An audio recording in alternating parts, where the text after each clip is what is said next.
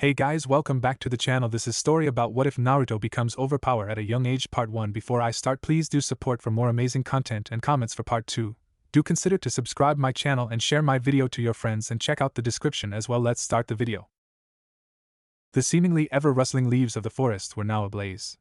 The usual calm atmosphere of the place was now turned completely opposite, the birds leaving their nests instead of returning to them, the insects finding a place to rest far away from this chaos, the beasts running away from what appeared to be far more beastly. Among these, there stood a civilization of humans living in what appeared to be a village. But at this moment it was rendered under complete chaos, as people ran away with their children to protect their lives. Houses, property, money, fame, nothing mattered at the moment, except their existence. Yes, Konoha was under attack, by Kyuubi no Kitsune, aka the nine-tailed demon fox. Utilizing the only chance of defeating the fox spirit and saving the village, the Yondaime Hokage sealed it in a newborn baby using a powerful technique, which unfortunately was a double-edged sword and resulted in his demise. The newborn child lay there, and as heard from the dying Hokage, he was the hero of the village. His name was Naruto. Few years later, a kid ran through the streets of Konoha as a group of villagers chased him in hot pursuit.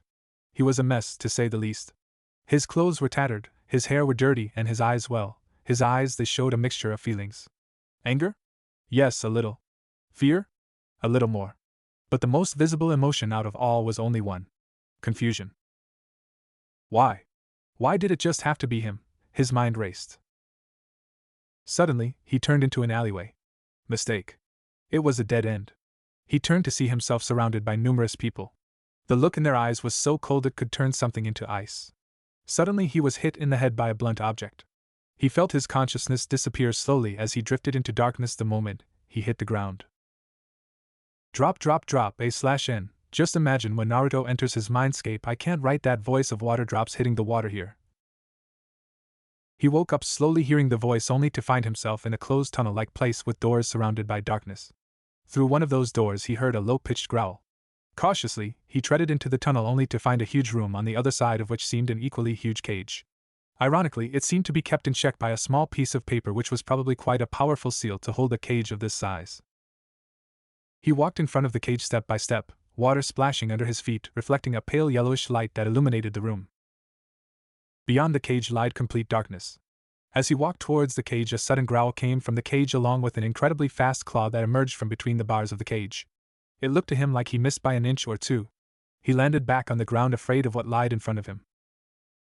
Through the cage he could see two menacing eyes, sharp fangs as large if not bigger than him, and a fierce red aura surrounding a shape which resembled a fox.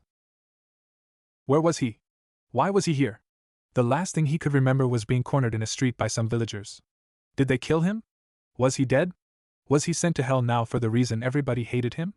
Was this the form of some deadly soul reaper? Tens of questions came across his mind, but before he could make head or tail of anything he heard a voice, a deep, unnerving voice. Child of man, why have you come here? What is it that you seek from me? Wait, I didn't ask to be here. Why am I here? And to be precise, what exactly is here? I don't even know where I am, exclaimed Naruto. Ah, so you don't know what this place is, brat? Ha ha ha, this is going to be troublesome then. Maybe this could make it easier, said the creature as it flashed 9 glowing tails from behind. Suddenly it hit him. It was the 9-tailed fox spirit that attacked the village all those years ago, and the Yondaime Hokage sealed it in a newborn child. He heard villagers talking about that incident when they thought he was unconscious, but he actually wasn't. He couldn't understand how it was related to him at the time, but now he understood what it was all about. Everything. The way everyone treated him like he was some monster, some kind of a freak of nature, it was all now crystal clear to him. He was the child in which the Yondaime Hokage had sealed the demon fox. You're the 9 tails. The one who attacked Konoha all those years ago, exclaimed Naruto. It was not my wish to onslaught the village, brat. I couldn't care any less, to be honest, said the Kyuubi. Then why did you do that? Asked Naruto. Humph, you're 1,000 years too young to understand that, brat. Now, get lost, you're disturbing my slumber, said the Kyuubi as he emitted a huge wave of killing intent that pushed Naruto back from that place and into the reality. He opened his eyes to find himself in a closed room with dim lights. As he wandered his gaze around the room, he could see a figure standing close to the wall on the other side of the room. As he groggily woke up on the bed in an upright position, the person came closer and said, "You should take it easy for now. You might still have a concussion after what happened. You were hit pretty hard." He inspected the person head to toe. Judging by the long flowing violet hair on the back, it was a girl, wearing a traditional ANBU attire with a mask on the face which resembled a cat. "Oh, Nico-chan, it's you again. I see you saved me. Thanks very much," said Naruto. It seemed that she had saved him on multiple occasions even before this one. Before she could say anything, the door opened and an old man entered the room wearing a robe that only one person in the village had authority to. He was the Sandaime Hokage of the Leaf Village. "Greetings, your service," said the woman as she kneeled on one leg and bowed her head. "Ah, Nico-chan, I suppose you saved our Naruto-kun yet again. You have my regards," said the Hokage politely. "You humble me, Hokage-sama. It was my duty, and nothing more," said the ANBU agent. Slightly nodding in acknowledgement, he walked towards Naruto. "What happened out there, my boy? Can you explain the situation which led to you in this state?" asked the Hokage nicely. Remembering the situation, a lump formed in his throat, but he had decided that he would be strong and not cry unnecessarily. He exhaled a deep breath. The ANBU were trained to be heartless so that they can think clearly in a mission, but watching a young kid being ostracized by the whole community made the woman standing beside clench her fist in anger, as well as sadness. He started explaining slowly. "I was out to buy some food and groceries for this month. When I was heading back home, somebody caught me from behind and then threw me in an alleyway. I don't know if people saw it or not, but nobody came to help. I was frightened, so I ran away as fast as I could. But I stumbled upon a dead end when a few people attacked me. Next I knew, I was here," finished Naruto. He looked as if he could start sobbing any minute now, but he put up a brave face. Hearing this, the Hokage was infuriated. Those damn civilians, not leaving a single chance to spare this boy. "Nico-chan, I want to hear the scenario from your perspective. What exactly happened there?" asked the Hokage, which sounded almost like an order. "Hokage-sama, I was on my way to submit my report regarding my last mission. I saw some ruffians chasing someone in a lonely area behind the market.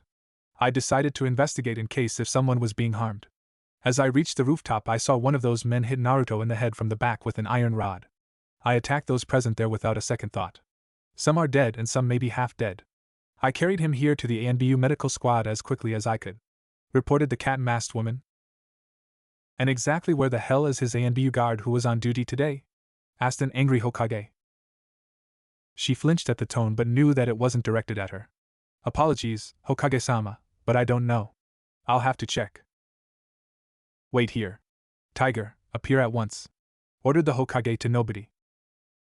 Suddenly, a man with a tiger mask appeared from the ground who was seemingly the captain of the ANBU Black Ops. "Bring me whoever was on duty now." The Hokage's voice was now attaining a deadly tone. "Hi, Hokage-sama." A sweating and terrified ANBU disappeared. The Hokage saw a bag full of groceries lying near the bed. Maybe Nico carried it with Naruto here. "If you don't mind, may I look at the handbag, Naruto?" he asked. Naruto shrugged in affirmation. When he took a closer look at the handbag, the Hokage found that almost all of it contained instant ramen. "Not that I'm stopping you from eating whatever you like, my boy, but you should take care of your health by eating different nutritious foods. You'll fall ill if you eat the same thing regularly," told the old man with a concerned look on his face. "It's not that I don't know that, but the problem is that all other foods are out of my budget. The only thing that I can eat and can buy is ramen. Old man Tsuchiyata Chirakas gives it to me at a normal price. He even offers me food sometimes when all my budget is over and I'm hungry," said Naruto. "Wait, that isn't possible.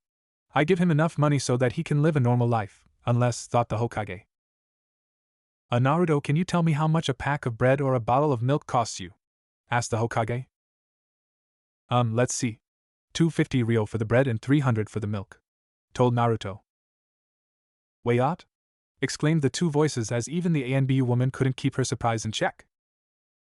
"Yes, but I get instant ramen for 10 ryo a pack, which is quite cheap, so I can eat a lot," grinned Naruto. "Damn those villagers, they are overcharging him for no reason whatsoever," thought the Hokage. In the meantime, the captain brought along the one who was responsible for guard duty, whose mask looked like a wolf. "Would you care to explain what happened, or should I have you thrown out right now?"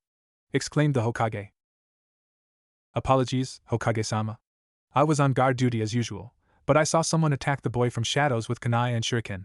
I was able to deflect the attack, but the intruder engaged me.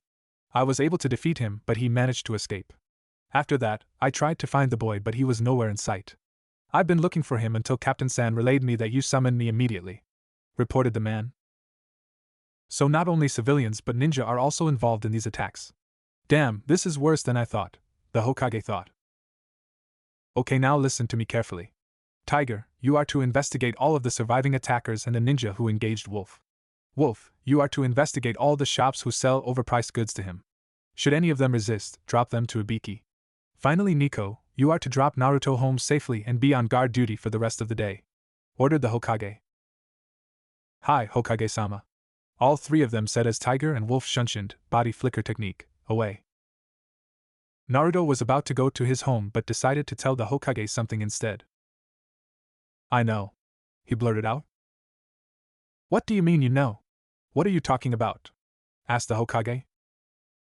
"Now I know why everyone hates me. Why I'm treated like I'm a nobody. Why I'm always being punished. The reason why I'm an outcast," said Naruto. Both of the adults were completely shocked. "It's because the demon fox spirit that threatened the village years ago was sealed within me by the Yondaime Hokage, isn't it?" asked Naruto. But how did you know this, Naruto? I forbade anyone and everyone to talk about this matter as a decree," said Hokage. Naruto slapped himself mentally. He couldn't just say that he met the fox inside his mind. To cover up, he said a quite convincing lie. "Well, when I was being chased, one of the men said that he'd killed the demon fox before it kills everybody. And it wasn't tough to deduce after that.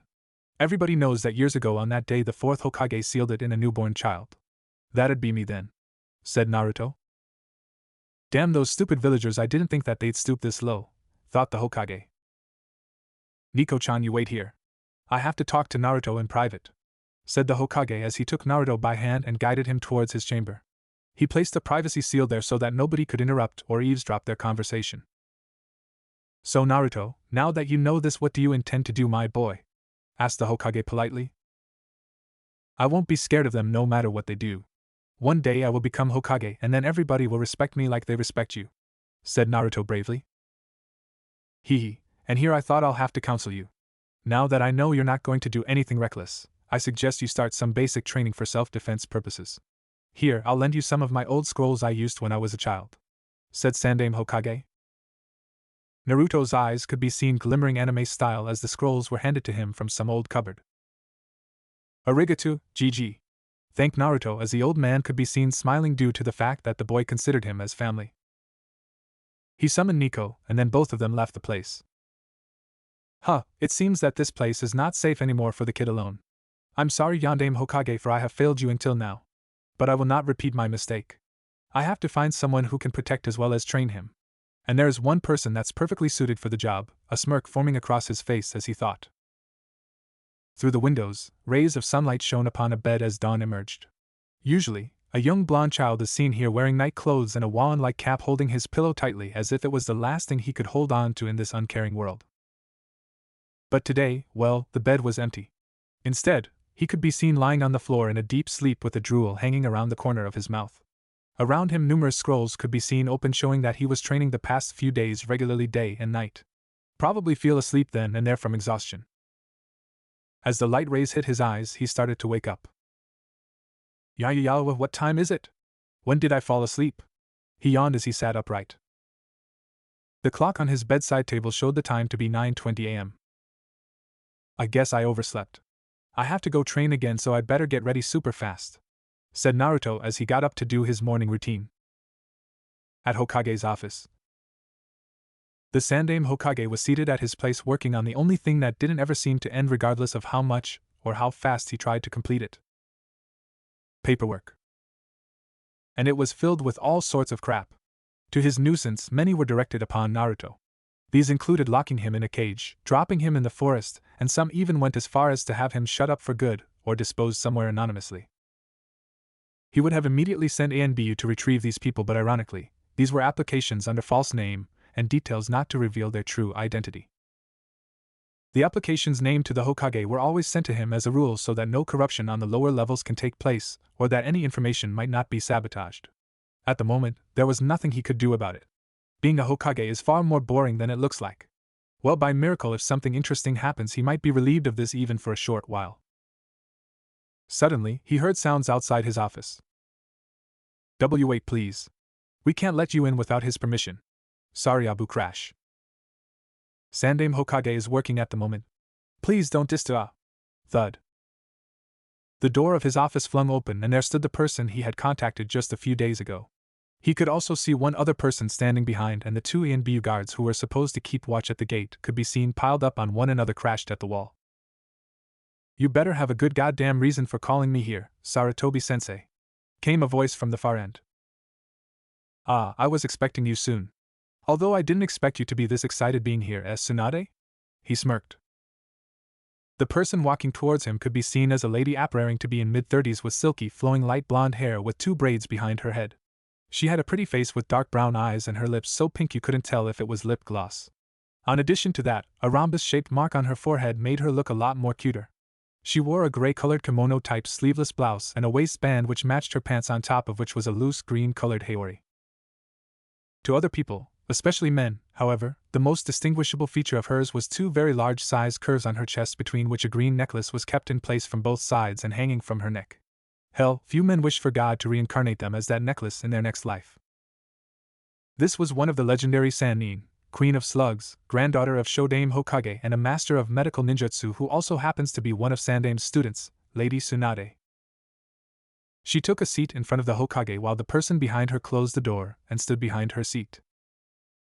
She was a younger woman in comparison who appeared to be in early 20s. She had jet black hair which covered her ears and reached up to neck length, and her eyes were as black as her hair. She wore a full-sleeved black kimono. She held a plump pig in her folded arms, which was Tsunade's pet. Her name was Shizen and she was Tsunade's apprentice as well as assistant. The name of the pet was Taunton. He motioned for the ANBU in his office of leave and they complied, after which he raised up a privacy seal. What's up with the suspense? Spill it out already, asked an impatient Tsunade. What I'm about to ask you is a favor, Tsunade. It is more personal than professional, you could say, explained the Hokage. You know about the child that saved the village on that night, I suppose, he said. Yeah, what about him? She arched her brows as she asked. Apparently, many of the villagers still bear a grudge against him. He has faced many hardships, from being overcharged for goods to being beaten badly. I placed NBU for his protection, but it seems that it is not quite enough now. I was negligent over this before, and I realize my fault. I cannot change the past, but I must make amends for the future, he explained. Her heart skipped a beat upon hearing about the boy, but still she kept her composure and asked him, although she knew which direction the conversation was going into. And what role do I have in this matter, if I may ask? I need you to take the boy away from this place for some time so that he can train properly and is able to protect himself when the time comes. Given his state, sooner or later there surely will be people after him for the power he possesses, he explained. What, do I look like a babysitter to you? Why don't you ask somebody else to do it, she said as she turned her head and folded her hands. Tsunade, that boy has never experienced the love and care of a family. As Hokage, there is very little I can do for him myself. And in my eyes there is no one more qualified to train him outside of the village, he said. What about the council and the elders? Didn't they oppose it or something? She inquired. Nobody except for those in this room know about this. Should you accept this, then I'll take care of whoever poses a problem. I'm the Hokage, for Kami's sake I don't have to listen to every blabbering mouth, he finished. I need to see this for myself, so I need some time. I'll be leaving for now. Do you know his whereabouts? The boy, I mean, she said. This is the location of his house. But as far as I can tell, he might be training somewhere in the grounds, he said, remembering about the scrolls he gave the boy just a few days ago, and also the talk he had yesterday. Very well, come on Shizen, we're out of here, she said as she stood up and turned to leave the room with a closely following Shizen. Flashback. Yesterday. At Hokage's office. I have brought him here as you directed, Hokage-sama. An ANBU kneeled in front of the Hokage. Thank you, Hawk. You can leave now. Rest of you may also leave, the Hokage said. He then set up a privacy barrier. Why did you call me here, Gigi? He asked incessantly. Let's just say I have a surprise for you. So what I wanted to ask was, what would you want to have if somebody gave you a gift? he asked, smiling. I would want a friend, he said with a glint of hope in his eyes. Ha ha ha, I hope an old man isn't enough these days, huh? He said, hoping to have some fun with the little kid. No, it's not that. I mean, that wasn't what I meant. He rubbed the back of his head uncomfortably. Don't sweat it, boy, I'm just messing with you, he said to the relief of Naruto. So what is this surprise again that you were saying? He asked. It isn't a surprise if you know beforehand, Naruto. And I'm not sure what it will be either, to be honest. It'll be a surprise to me too how the events unfold, he said. Huh, what's that supposed to mean? Naruto asked. Never mind me, so tell me, what have you been doing these past few days? Any problems with the villagers again? He asked. No, Gigi, the masked people scare them off, so I'm okay. And also I've been training in the grounds since you gave me the scrolls. I can't wait to show you how much I have learned, it's so exciting, he told excitedly. He could see the excitement as well as the wear and tear that could be seen on his clothes and well as scratches on his hands. The more I think about the matter, the more I think I did the right thing. Just wait a little more, boy, you will surely appreciate it, he chuckled internally. Can you please lend me some more scrolls, Gigi? I want to read more about them, he asked. I'm sure you would like that. But more importantly, Naruto, listen to this, you need to complete the basics before you move on to the next level. If your basics aren't strong, then nothing advanced can be learned properly. On the contrary, if you master the basics, then you can use them in every technique you learn. Think of them as the foundation upon which a great monument stands strong, the Hokage explained. Oh, now I understand. I will master the basics as soon as I can, said Naruto, giving his signature grin. Very well then, Naruto, I think I'll have to get back to work. Good luck on your training, he said. Okay, later, Gigi. See ya, said Naruto as he stormed off excitedly for probably another round of training. Somewhere outside the village. I can't believe I have to go back to that village again. And on top of that, I don't even know the reason I'm going there. I swear if the old man doesn't give me a good reason to have me summoned there, I'll make sure he regrets it every day of his life, the blonde lady said. Please calm down, Lady Tsunade. Hokage-sama must have a good reason to call you. And we'll reach it by tomorrow morning, so there's no need to worry, we have to be just a little more patient, said her assistant, trying to calm her down. Oink oink, the pig said, oinked, in affirmation. Flashback ends. What a boring old place this is. It doesn't even have a tavern. I wanted to blow off some steam, and who knows when we'll get the chance to be in a tavern again, Tsunade said. What do you mean by that, my lady? Does that mean you're going to accept Lord Hokage's proposal? Shizen gave a sly smile.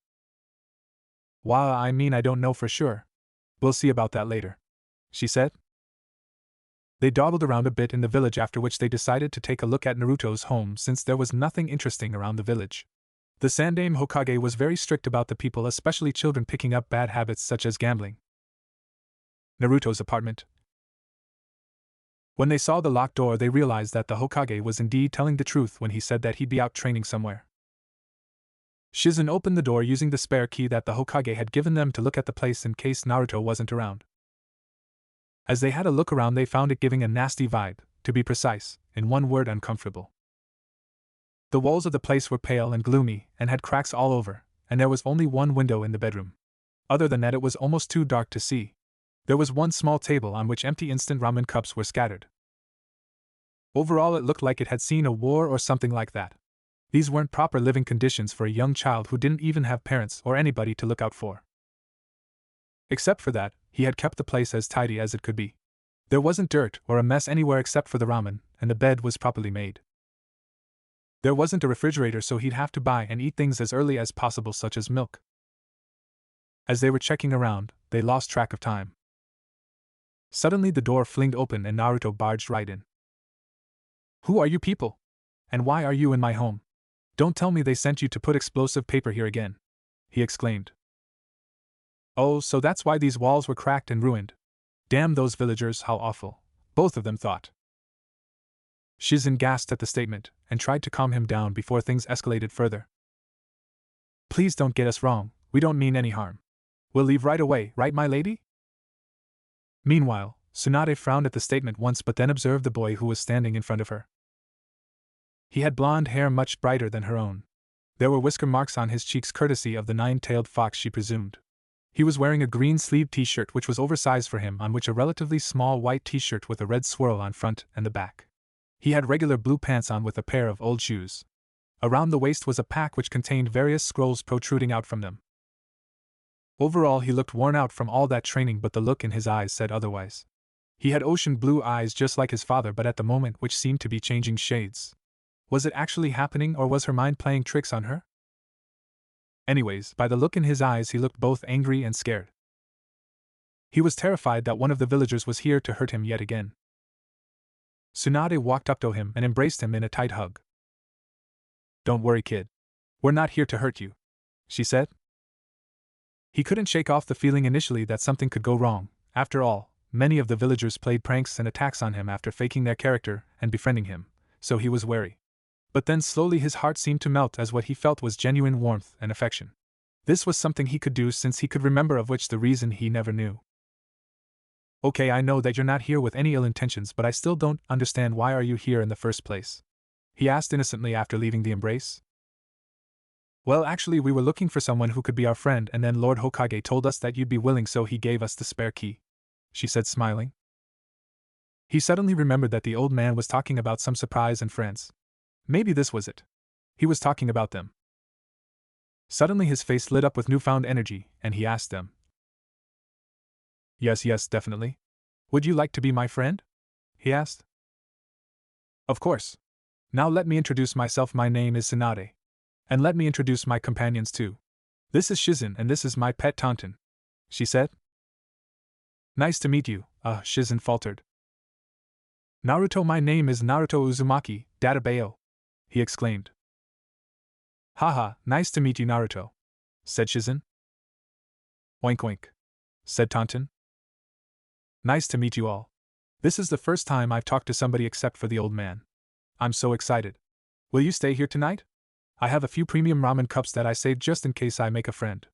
We will have fun," said Naruto excitedly, somehow losing all the fatigue that he got through the day. They smiled at the young boy's antics but had to refuse his offer. "We're sorry, Naruto, we can't stay. We are staying somewhere else, but we'll meet again soon. That's a promise," she said. "I thought we can have fun since we are friends now. But if you promise, then I'll hold on to it." He smiled. "As a parting gift for now, there's something I want to give you, Naruto. Here, take it," Shizen said as she handed him a scroll. When he opened it, he saw a hollow diagram at the center of the scroll. "What does it do? I can't read anything on it except for this, which I can't understand," said Naruto, pointing out. "It's a sealing scroll, Naruto. I suppose you are able to infuse chakra even though a little?" He nodded. "Good, that means now you can use that training. So all you have to do is put some chakra on the seal and you can easily store your other scrolls in here, as I see your waist pack is almost about to burst from all those scrolls," she said. He took a look at the scroll and then Shizen and then the scroll again. Suddenly he jumped on Shizen and hugged her. Thank you very much, it is awesome," he said, squashing Taunton in between. As he lost grip, he suddenly fell to the floor unconscious. "Looks like he's been training all day and must be exhausted. Let's put him to sleep and leave Shizen. I've made up my mind," Tsunade said as she healed him up a bit. They put him to bed and took a cue to leave. As they were leaving, Tsunade couldn't help but take a look at the sleeping boy. She could not forget the smile he had formed for the rest of the day she walked. Somewhere in a hotel in Konoha. "Get ready, Shizen. We'll be leaving Konoha tomorrow noon," said Tsunade. "But what about Naruto, my lady? What are you going to do about the offer Lord Hokage made to you?" a concerned Shizen asked. Tsunade looked at her with an all-knowing smile on her face. "You tell me, Shizen. Do I look like I have any doubts about this?" She spoke with a look of pure determination on her eyes. It was another fine morning in the village hidden in the leaves. People were going out for their respective workplaces, ninjas were going out on missions, and little kids were playing games in the playground. The office of the Hokage was working as usual, with the head of the office sitting behind a pile of rubbish, paperwork, when someone entered through the door. He looked up through the pile of papers to find that it was Naruto. "Good morning, Gigi," wished Naruto. "Good morning, Naruto. What brings you here so early today, my boy?" questioned the Hokage, although he had a good idea what it was about. As Naruto started talking with the Hokage, the ANBU present took their leave from the attic as they had prior orders that any conversation regarding Naruto is to be confidential so as not to leak any sort of information by anyone in any condition. I made friends for the first time in my life, exclaimed Naruto.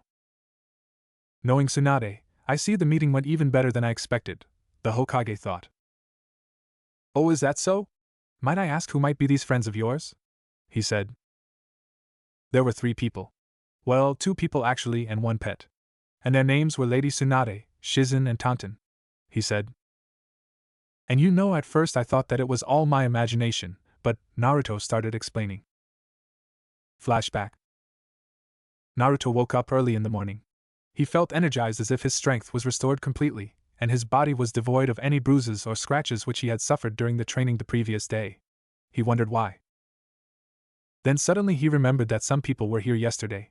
He jumped from the bed and wandered around the house in hopes of finding them, or if there was any message left for him. He couldn't find any clue showing that they were here. The place was the same gloomy dark corner it has always been. So it was just a dream after all. Silly me, to think that somebody would be my friend. He thought out loud.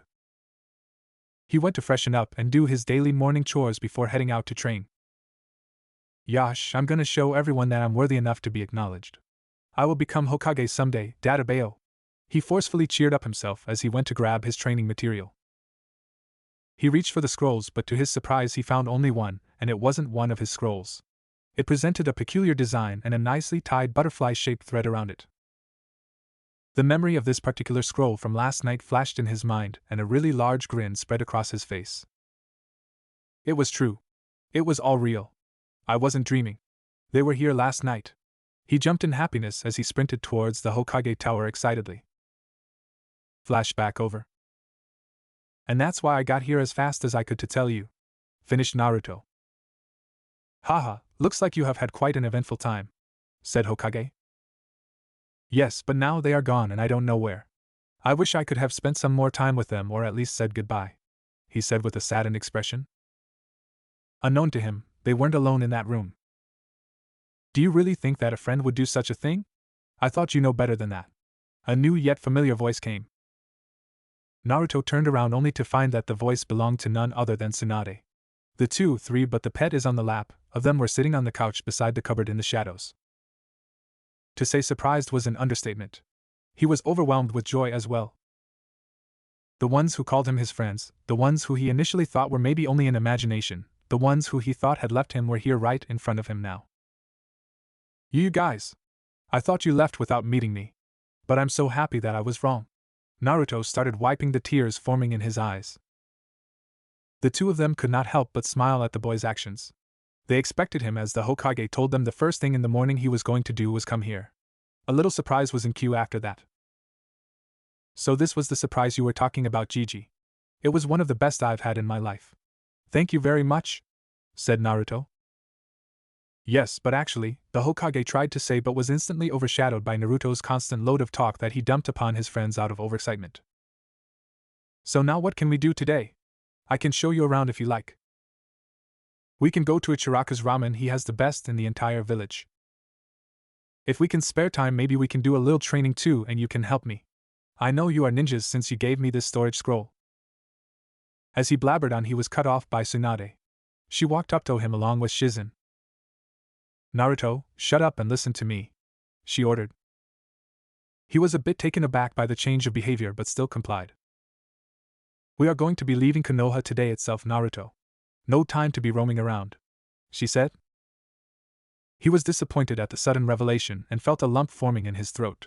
He expected them to spend a little more time with him before parting ways. It's okay, I understand. You must also have some work that you have to do. I'm happy that at least I will be able to say goodbye, he said. Before anyone could say any further, the Hokage intervened to complete his previous statement. I'm afraid that you've got it wrong, Naruto. Meeting them was not the surprise I was talking about. You can say it was a part of it but not the actual one, he said. What do you mean, old man Hokage? I can't understand any of it. He tilted his head and grazed his hair at the back of his head with a confused look. He then saw the faces of the people on the other side of the room who were also smiling, which confused him even more. What I mean is that the surprise has yet to be given to you. Just think of meeting them before now as a bonus, Hokage said. Great, if this was a bonus, the real one will be awesome, I just know it. Now come on, tell me, or I'll die of the excitement before I even hear it, said Naruto. The group chuckled at the restlessness of the boy. Ahem, I think that it's better if your friends reveal it to you themselves, he said, although he wanted to disclose it himself to see the child's soon-to-be happy face. Naruto turned towards the other members in the room with glittering eyes. You, Naruto, are invited to go on a journey with us outside the village, Tsunade told him. Silence. It was something he couldn't process that quickly and easily in his mind. Sure, he thought that the surprise would be good, hell, it would be great. But his expectations were a bit different. Maybe they'll take him to a restaurant for dinner and play with him when they come back next time. Or they'll give him another cool thing such as that storage scroll they gave him before they go. But this was beyond his farthest expectations to a great degree due to many reasons. First, he wasn't allowed anywhere outside the village due to any reason because of who he was. Moreover, they just became friends with him. Why would they want to risk themselves with him and take his responsibility? It didn't make sense at all. He just couldn't let his hopes up yet. There has to be some kind of reason that the people of this village will give to make him stay here. He tried to be optimistic, but the truth was that the fear inside him couldn't help but always think of the negative outcomes that always occurred to him. What happened, Naruto? Do you want to go with them or not? Asked the Hokage. Biba Gigi, what about the rule that I'm not allowed to go outside the village? He turned and asked with hesitation. Don't worry about it even for a second. I'm the Hokage. I make the rules and I'll make sure that nobody gets in your way of whatever you wish to do at this point. Besides, that rule was because of the need of your protection. You might not know it yet, but these people here are quite strong and are more than capable of ensuring your safety. This is your decision alone. Should you accept their offer, there is nobody that would interfere with it, he assured. He turned and looked at Tsunade in the eyes. There was no doubt or hesitation in that decision which her eyes showed. It was a solemn look with a slight smile that filled his heart with affection. He ran and jumped into her arms, clutching tightly onto her clothes, and started crying. Tsunade wasn't expecting such an emotional outbreak in the kid. She thought that he'll happily just agree to go with her. She looked down to have a clear look at him. Naruto was letting out all of his emotions in the form of tears. He never had any parents to take care of him. He had never experienced what it was like to have someone to take care of you. Sure, the Hokage was keeping an eye out for him, but there was only so much he could do for him by himself. It made this invitation far more comforting to him than it would have. Now he could have people with him. In addition to that, he won't be pestered by those villagers as long as he's away, and he was sure that nobody would care either way. They'd be glad to get rid of him. She held him close and let him cry all out until he calmed down. She guessed the reply quite well from the reaction but had to confirm. So what will it be? Do you want to come with us? She asked. He wiped out his tears and replied, There's nothing more in the world that I would want right now, with a really huge grin on his face. This is the best ever surprise you or anyone has ever gave me. Arigato, Gigi, he told the Hokage as he went to hug him lightly. You have no idea how much weight your words lift up from my heart, my child, the Hokage thought. Don't mention it, Naruto. It's the least I could do for you, he said, smiling. The group on the other side nodded their heads with a content smile. It was all good to go now. Now that it's settled, you'll be leaving at noon. So there's not much time before you have to get going. I suggest you get back at your place and pack up your stuff, Naruto. I'll make all the arrangements. You have to be here in an hour and a half. Here is your next month's allowance, if you need anything specific before your trip, he said. Before anyone could say anything, the Hokage spoke with a serious tone. All of you must know already, but this is something I have to tell you as it is my duty. The fact that you're going on a journey with Tsunade is to be kept a secret from anybody, and everybody outside this room from any of you. If anybody needs to know, it's only me who can disclose it. I hereby am announcing it to be an S-rank confidential information. Especially you, Naruto, have to remember this. He nodded his head and gulped. The Hokage was always nice to him, but if he spoke in this manner, then it must be someone very important. Very well then. You may go now, he said. Scene break time skip. Naruto went straight to home and started preparing for his upcoming journey. He was excited and nervous at the same time. But wasn't afraid. After all, he wasn't alone now, which was the greatest change. He had people he could rely upon. He started packing all the things he would need for the journey. Backpack. Check. Clothes. Check. Toothbrush. Check. Scrolls. Check. Food.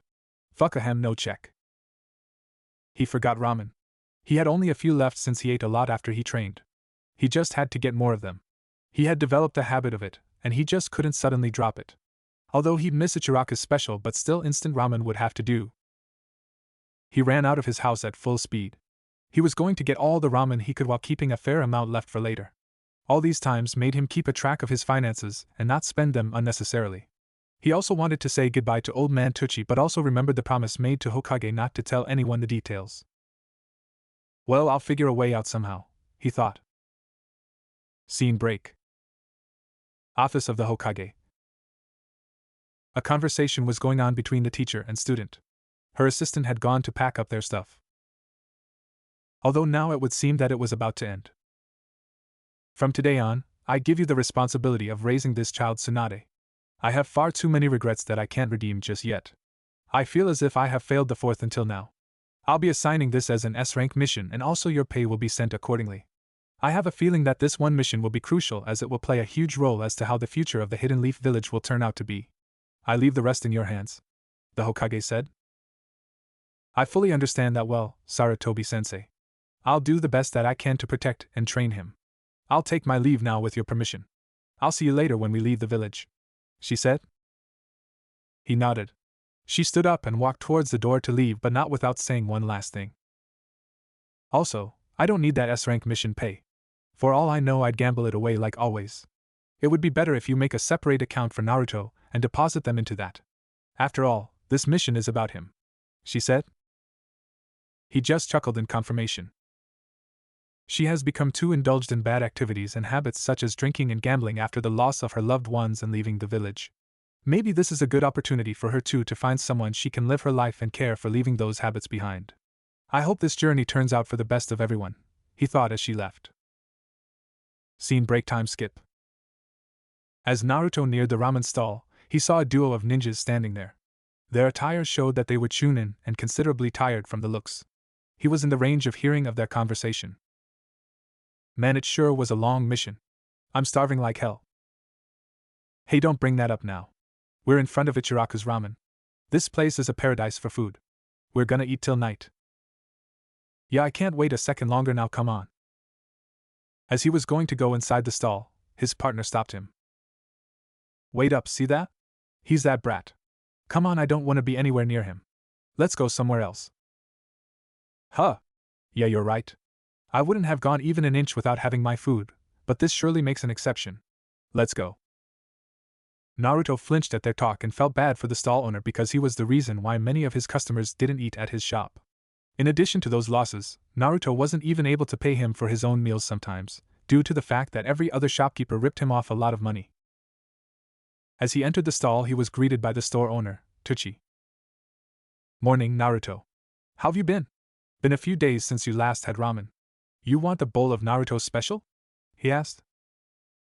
This man had always given him food for free when he was hungry. When he asked how should he repay him for the meal, the man always replied with the happiness on your face, after eating my ramen is the best payment I can ask for. Eat as much as you want. And Naruto couldn't do anything but thank him for his kindness. After not hearing an answer, Tucci looked up at him and found him staring at him. Hey, sit down, kid. You gonna order something or stand here all day? He asked. Yeah, I was just here to buy the instant ramen cups, you know, Naruto said. Oh, no Ichiraka's ramen then. No big deal, you can come by later whenever you want, the owner said. Wait, on a second thought, I wouldn't be able to come here again for quite some time. Might as well have a bowl. Also, I would be able to talk easily if I'm not in a hurry, Naruto thought. I guess I'll have a bowl after all, said Naruto with a smile. One bowl Naruto special coming right up, announced the owner. After a few minutes, it was served and Naruto started eating slowly while the owner finished packing up his instant noodles. He put the pack beside Naruto and told him that it was all done, to which he got no reply. He watched Naruto eating slowly, which was unusual, and he also didn't talk much today. There was something on his mind and Tucci knew it. He decided to ask him. Hey kid, something on your mind? You're not your usual self today, he asked. Yeah, There was something I wanted to tell you, Aji-san. I won't be able to come here for quite some time. That's all I can tell you. I'll miss you and this ramen so much, Naruto told him. He frowned at the statement, but knew that it was something that the boy couldn't disclose. Being around ninjas so much had made him observant in a lot of ways. Just tell me this, will you be okay and are you going wherever you will by your own choice? Asked Tucci. Yeah, believe it. And I am very happy to be able to do that. You don't have to worry about me. And whatever else you want to know only Gigi can tell you, said Naruto with a huge smile. So, it's Hokage-sama who is sending him somewhere. I don't have to worry at all then I suppose. Also, he looks quite happy and I've never seen him like that, he thought. With all the talks with Naruto, he had come to understand that Naruto affectionately called the Hokage as Gigi as he was probably the only one who took care of Naruto and considered him as family. When Naruto finished up his bowl, he put the money on the counter for the bill when another large bowl of hot ramen appeared before him. He was confused and looked up at the stall owner. This one's on the house. I wish you a very happy journey, Naruto, said the owner with a genuine smile. Naruto thanked him rather excitedly and hugged him goodbye after finishing up the ramen. With that he ran towards his home with the ramen cups to pack up whatever was left and leave for his upcoming journey. Scene break time skip. Naruto entered the office of the Hokage with a rather large-sized backpack behind him for his size. At first the Hokage thought of asking him but then waved it off. Alright, you've come just on time, Naruto. Ready to get going? He asked. Yeah, I sure am. But where are the others? Naruto said as he looked around the room. They have already left the village borders without you so as to not raise suspicions. I will be sending somebody to escort you secretly outside the village where you can meet them, said the Hokage as he summoned an ANBU. A man with a dog mask appeared. Ina-san, I see it's you. Will you be taking me there? Asked Naruto. He was a fairly built man with shining silver hair around the mask, wearing a sleeveless dress and an ANBU symbol on his left arm. On his back was a medium-sized sword. He had also kept watch on Naruto on a few occasions before along with the other ANBU. He ignored Naruto's question and bowed before the Hokage. Greetings, Hokage-sama. How may I be of assistance today? Asked the ANBU. Naruto frowned at the cold attitude of this ANBU. He had always been like this since Naruto met him. It looked like he was just a robot following orders around without a hint of humanity or emotion. Inu was quite the polar opposite of Nico, or so Naruto thought. A/N, yes, this pun was definitely intended. Hello Inu, I have a mission today that I can only trust you to do. That's why I had you summoned here. It is a part of a top-secret mission that is to be kept confidential. You are not to utter a single word to anyone about this task, is that clear? Said the Hokage. Crystal, replied the ANBU in a single word with a monotonous voice. Listen closely. Your mission is to escort this child here outside the village at this precise position. The crucial part is that no one should get even a hint that he is being taken outside of the village. Once you have completed the mission, you may return back to the village, explained the Hokage while handing a piece of paper which was probably a map with the location specified. Understood, was the only reply he got from him. He walked up to Naruto and grabbed him and slumped him on his shoulder. I'll take my leave. Please excuse me, he said. Hey wait. At least let me say goob. Naruto couldn't finish his plea as the ANBU shunshined away. I hope everything goes smoothly, said the Hokage out loud to no one in particular. Scene break time skip. Somewhere in a forest outside Konoha. They were finally at the specified position outside the village in a deep forest area. Upon reaching the place, the ANBU found a hollow tree trunk in which a mark was drawn identical to that on the map given to him. It was a real nuisance for him to have the kid comply with him. It was a mission which required stealth for Kami's sake, and this kid won't stop bugging him over and over about something or the other which he totally ignored. Upon confirming the destination, he dropped Naruto from his shoulders gently at the spot. He turned to go back to the village but was stopped by Naruto's voice. Wait, please. Are you going to leave me here alone? I'm scared to be all by myself like this, he said. He could have ignored him like always, but something told him that he should at least give a reply this time. My orders were to escort you here, and then leave immediately. You don't need to worry though. You just have to believe whatever Hokage-sama is planning must be in the best interest of you and the village, he said. It wasn't a very sympathetic reply, but considering who the person was, it was more than enough. Okay, I'll stay here. Arigato, Inu-san. See you later, said Naruto. With this, the ANBU ninja took his leave and returned to the Leaf Village. Time skip. It had been some time since he was left alone here in the middle of a forest. It was natural to be a little afraid in this environment, but he didn't feel any fear in contrast to what he told the ANBU. Instead, he felt more peace than he ever did. Around him were small animals searching for food, birds chirping at their nests. He felt as if he was one with nature. There were no more villagers who hated him, no more icy cold stares, no more attacks, no more pranks. He had people who cared for him and he was going to go with them on a journey.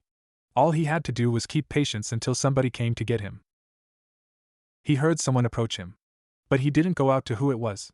After all, if this was the place where they'd get him, then he couldn't go anywhere far from this place. As he was waiting, a brunette woman whom he couldn't identify appeared in front of the tree along with a cat beside her. He was surprised that someone else found him, as the Hokage had made a lot of measures to prevent him being detected. Oh no, I've been found. I have to run and hide somewhere nearby to avoid them until somebody comes to get me, he thought as his body tensed up. Hey Naruto, I hope you're alright. I had a hard time scouting the area for enemies before I came to get you, she said. Naruto tilted his head in confusion. He never met this lady, but somehow her voice was familiar. Oh, I forgot you can't detect transformations yet. I had to transform so that if any enemy was around he couldn't identify me. Here, I'll release it now. Kai! Was the only thing he heard before a cloud of smoke appeared and the two figures in front of him changed. They were none other than Shizen and Taunton. It's you guys. You've finally come to get me. And what was that amazing technique? I couldn't even identify you, Naruto said. She couldn't help but laugh at the excited boy's face. But this was not the time for that. Come on, Naruto. We've got to go to Lady Tsunade. They're waiting for us not far away from here, she said as she held him and shunshined away. Wait, who are they? I thought there would only be one person waiting, said Naruto as he was once again cut off from completing his sentence. As they reached the location, they saw two figures standing. There was no delay in identifying both of them for Naruto. However, one was unexpected to be there, yet Naruto was happy that he was. I see you've finally reached Naruto, he said. Gigi. You're here? How did you reach here so fast? And why? I thought you would have stayed at the village, he asked. How I came here, you ask? I have my ways, boy. And as for why, I can't let you go without a proper goodbye, right? Said the Hokage. Naruto embraced him and thanked him for coming here. I expect you to be gone for quite some time, but don't forget to keep in touch, he said, smiling. We will. Lady Tsunade finally spoke up. As they bade their goodbyes and left, the Hokage saw Naruto's hand holding Tsunade's, which made him content. I may not have been able to save your parents or care for you, for which I truly regret. But I hope that during these travels you will experience the feeling of having a family, even if it's little. I wish you the very best, for your future as well as the future of Konoha, he thought. And me, well, I guess I'll just have to get back to paperwork, he said out loud in frustration. Scene break. Time skip. At Hokage's office. What the hell do you mean that the Nine-Tails brat has been sent out of the village somewhere? A feminine voice erupted. Yes, this is a very serious matter, Hiruzen. Call him back immediately. A similar masculine voice came. I believe that what they are saying right, Lord Hokage. This is a matter that concerns the safety of the village itself. If not anything else, tell us where is his location so that we can send additional protection if required. This voice was calmer than the other two. Shut the hell up, each and every one of you, the Hokage said with a stern, commanding voice. All of them kept quiet after sensing that killing intent radiating off the annoyed old man. He calmed down after that. First of all, I'm the Hokage and nobody, including both of you, Koharu and Hamura, can give me orders on what I should or should not do, said the Hokage, looking at the former two with a harsh voice.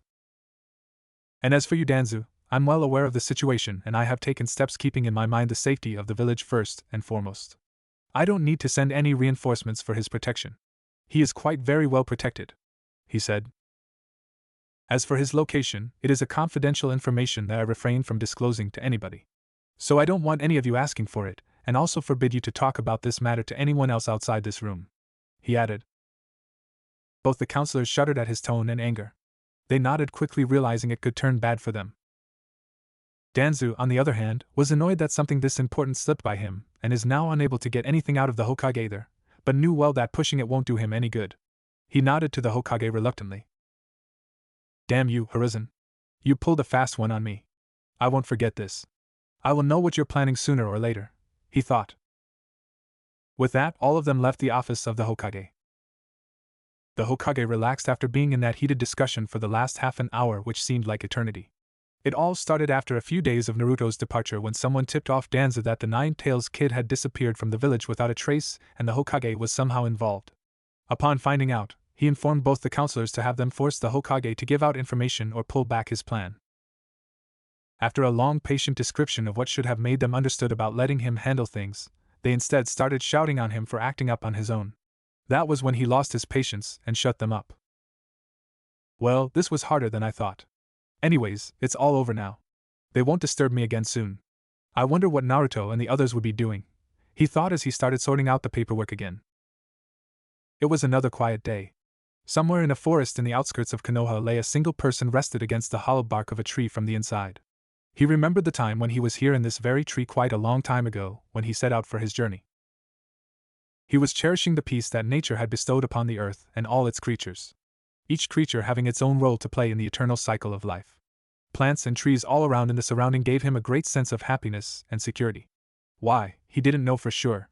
Maybe because he was born here. Or maybe because that he had traveled to so much places that being back made him euphoric? Or maybe because something inside him was different from the other people? No matter how long he sat there, he didn't want to leave the place, such was its calming effect. Although, his wish didn't come true as he sensed someone approach the place. His muscles tensed up a little subconsciously. It was just a reflex that occurred whenever someone unknown approached. He was taught to be cautious every time. Although this person was an unknown, his senses told him that the feeling it gave was familiar. He didn't have much time to guess as the figure reached the destination, which was exactly in front of the tree he was resting in. He took a good look at the person. It didn't take any time to realize now why the chakra felt familiar. The person was wearing the traditional ANBU attire with a long sword tied at the back with a face mask. The most distinguishable feature, although, was the long violet hair that flowed beside that cat-faced mask. I'm here to retrieve you and escort you to the village, she said in the usual ANBU monotone. Long time no see, Nico-chan. I missed you. But why this cold attitude? The boy asked. Why should I welcome you when you didn't even come to say goodbye? Do you know how worried I was at first until I approached Hokage-sama about your disappearance? I could only get little relief when he said that he sent you somewhere but still couldn't disclose any details, she said with a little emotion returning to her voice at the last statement. He could have almost seen her pouting if not for that mask.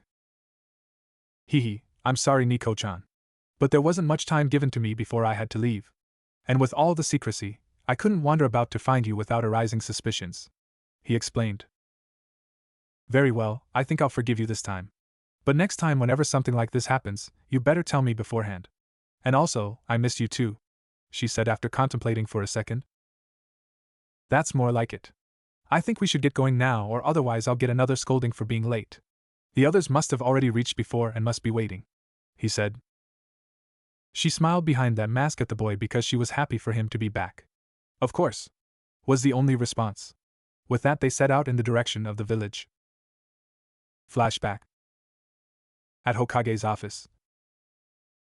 You summoned me, Hokage-sama? Asked the ANBU. Ah, Nico-chan. Yes, I have a mission for you, he said. At your service, she said simply. You are to escort someone back to the village. It is very important, though, that you bring him here undetected. You might be interested in who you're going to be bringing back, he said as she could see a very tiny smirk forming on his face. I could have read the details in the mission folder, Hokage-sama, but if you are specifically bringing it up, then he must be very important, she said with a slight confusion. Maybe this will help a bit, he said as he took out a photo of the person and showed it to her. She couldn't help but gasp at the realization. He was being brought back to Konoha. After all this time. She had lots of questions regarding him but couldn't just jump at the Hokage with them. It was in the code of the shinobi not to question the motives or reasons regarding any mission. If anything, it applied even more to the ANBU Black Ops. He was the Hokage for Kami's sake, after all. Whatever he did was considered in the best interests of the village without any question. The Hokage observed her hesitation and smiled to make her more comfortable, and gestured her to sit down. He went on to explain briefly how he had been sent on a journey to see the world. When asked who was with him, as if on cue, the Sannin along with her assistant entered the room. She was satisfied and happy that she'll get to see the boy again. Although, she did want to give him a good earful when she met him. Flashback ends. Finally, it feels so good to be back, he thought as they were on the way towards his home. Yup, it had been 3 years since he left the village to set out on a journey, and now he was back. Naruto Uzumaki had returned to Kanehigakure no Sado. Time skip. At Hokage's office. TCK TCK TCK. The clock ticked away loudly, showing how silent the room was. The ANBU guards had already been sent away. The persons who were seated there had already exchanged greetings and were currently waiting for someone to arrive. Some were waiting calmly while someone was getting impatient. Damn, where is that brat? He should have been here by now, she said.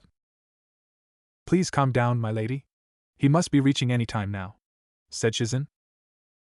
She's right, Bachan. You don't have to wait anymore. A new voice emerged. All of them looked towards the window behind and to the left of Hokage. As expected, Naruto was crouching on the window pane with a hand above his head as a friendly greeting gesture. Over the years in their travels, Naruto had become close to both of the women, and the pet of course, so he affectionately called them as Bachan and Nechan. Ohayo gozaimasu, Gigi. I missed you so much, said Naruto. Ohayo, it's great to see you too, Naruto. It didn't seem as lively here without you, my boy. The Hokage chuckled. He jumped inside, followed by the cat-masked Anbu. Mission accomplished, Hokage-sama. No complications along the way. May I take leave now? She asked. Good work as always, Nico. And yes, you may leave. I'll sign the mission report later, he said. She bowed her head and disappeared using the body flicker technique. Turning to Naruto, the Hokage took a closer look at him now that he was standing in front of him. He was no longer the little boy like the Hokage remembered him. His attire and personality had changed considerably. He wore an orange jacket over a white t-shirt with black jeans and sandals. On his waist was a pouch which contained all the ninja gear. A medium-sized bag hung on his back, strapped on his shoulders. His posture was upright, and with a gleam on his face which reflected confidence. The only things which remained the same to his pleasure were his blonde hair, blue eyes, whiskers on his cheek, and especially the trademark grin on his face. How has your journey been? I know you've been sending me letters time to time, but still I'd like to hear it face to face. Life has been quite normal here in the village, so an old man like me doesn't have much interesting to hear nowadays, asked the Hokage. It was awesome, Gigi. I can't tell you how much fun I had all this time. And just you wait until I show you how strong I've become, said Naruto. Yeah right, don't be so cocky, you brat. You've still got long ways to go. I could still flick you with a finger if I wanted to, smirked Tsunade. Naruto formed a pout at how she shattered all his boasting in one blow. The Hokage chuckled at the light-hearted antics. My, it sure has been a long time, thought the Hokage.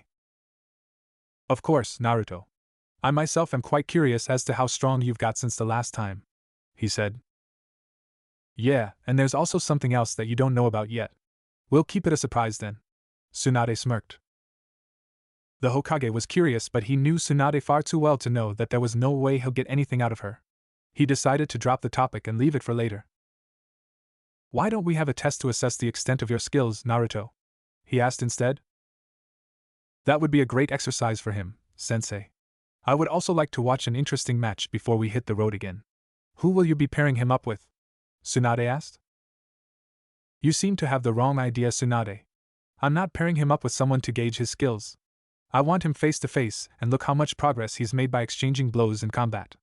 Yes, you're thinking right, I will be his opponent, said the Hokage. Tsunade had a surprised look on her face while Shizen's jaw dropped at the statement. You must be joking, right, Hokage-sama? There's no way someone like you would actually fight this little kid, right? Shizen asked out of concern. Sure, Naruto was strong and could hold his own against a regular opponent, but this was the Hokage. The strongest person in the Leaf Village, no, the Land of Fire. He could squash him like a bug without a sweat if he wanted to, not that he would actually do something like that, but still. I understand your concern. Don't worry, I merely want to assess him and maybe loosen some rusty joints, he said while laughing. Yeah, I get to fight the Hokage himself.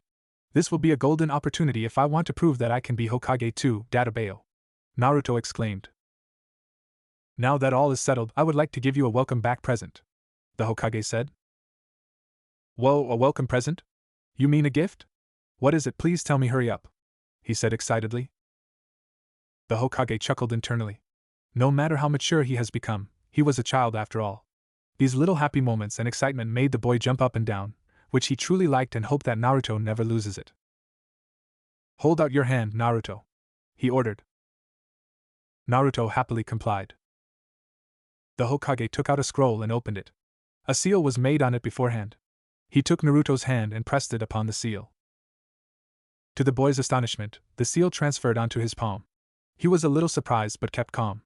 The seal vanished after a few seconds as if it never existed. Here, all done. Now you can step back, the Hokage said. But what is this seal? And why is it on my palm? Why did it disappear? He asked when a lot of questions raised in his mind as he stepped back. This is the key to your new home. You won't be living at your old place anymore, the Hokage said, smiling. What? But what about my old house? And my stuff that I left? He asked, concerned. That place also belongs to you. And all your stuff is safe in the storeroom of your new home. I had it moved since many people tried to pry around in your old home, he explained. Really? I'm getting a new home? Exclaimed Naruto after the initial concern about his stuff was now relieved. Yes, here is the location. It is a 2-story apartment, and yours is the upper flat. The owner of the lower one is mostly out of the village for business purposes. So neighbors won't be a problem. But even then, I suggest that you disguise yourself or keep yourself hidden from the general public as possible when you go there. There's no telling what some hooligans might do if they know you live there, explained the Hokage while handing him a paper. Wow, that's awesome. Thank you very much. I get to live in a brand new home. And sure, I'll remember all the advice and follow them properly, he said. But wait a minute, you said that this is a key. But how is it possible? I thought it was a seal of some kind, Naruto added. This is a special kind of seal, a type of key. The lock is a chakra seal on the entrances. It is a basic chakra seal lock but should keep away any prying civilians from entering your home, said the Hokage. Naruto was gaping with awe at him. He never thought when he reached home he would get such a gift. Arigato gozaimasu, Jiji, he said as he hugged him lightly. I'm glad that you like it. But it can wait until you actually see it, Hokage said. However it may be, it will be good for me if you have chosen it. Also, it cannot be worse than the last one no matter how you look at it. Naruto grinned. The Hokage and the other chuckled heartily at the silver-tongued devil. Now please excuse me, I have to go unpack and arrange my stuff. I have to prepare for the match tomorrow. What time should I be there? Naruto asked. I guess 7 in the morning would be a good time. I have to be at the office afterwards for some paperwork, the Hokage told him and dropped his head out of exasperation. Understood. I'll be on time, Naruto said as he approached the window to leave. I forgot to tell you, but there's one thing in this village I missed even more than you, Jiji, Naruto added as he jumped on the window pane. Huh, what is it? The Hokage asked curiously. They could see the outline of his smirk as he was facing towards outside the window ready to leave. The one and only Ichiraku's ramen, said Naruto as he took off. Only laughter could be heard in the office afterwards. Scene break and time skip. Naruto was going through the streets of Konoha disguised as another person. He decided against directly going to the ramen shop as he had the luggage on him. First he would drop the stuff at his home, brand new home, and then head there. He arrived at the location. It wasn't very far from the center of the village like his last one, but not very close to it too, which was good, since it would be more peaceful. It was exactly like the Hokage had described. 2 floors in the small apartment with a stairway at the left side around the back corner. The front door of the ground floor was locked, as expected. Good, no annoying neighbors, he could even train without getting complaints from under the floor. He reached the stairway and entered the building after carefully looking around for anyone watching him. After reaching the top, he found only one door which had a basic design and pure white color. Good, the last thing he wanted was flashy appearances around to get unwanted attraction. The only peculiar thing was a rectangular metal plate above the handle instead of the lock that lied below it. He figured that it would be the chakra lock that the Hokage had told him about. He pressed his palm upon the metal plate and felt a little tinge in his palm. The seal glowed for a second and then the door unlocked. He wondered at how the mechanism worked but dropped the thought away for the time being. He opened the door to enter the house, no, his new home. He was quite impressed at the first glance of the interior. It was nothing like the old shabby dump where he used to live. On the contrary, it gave a bright feeling to the heart.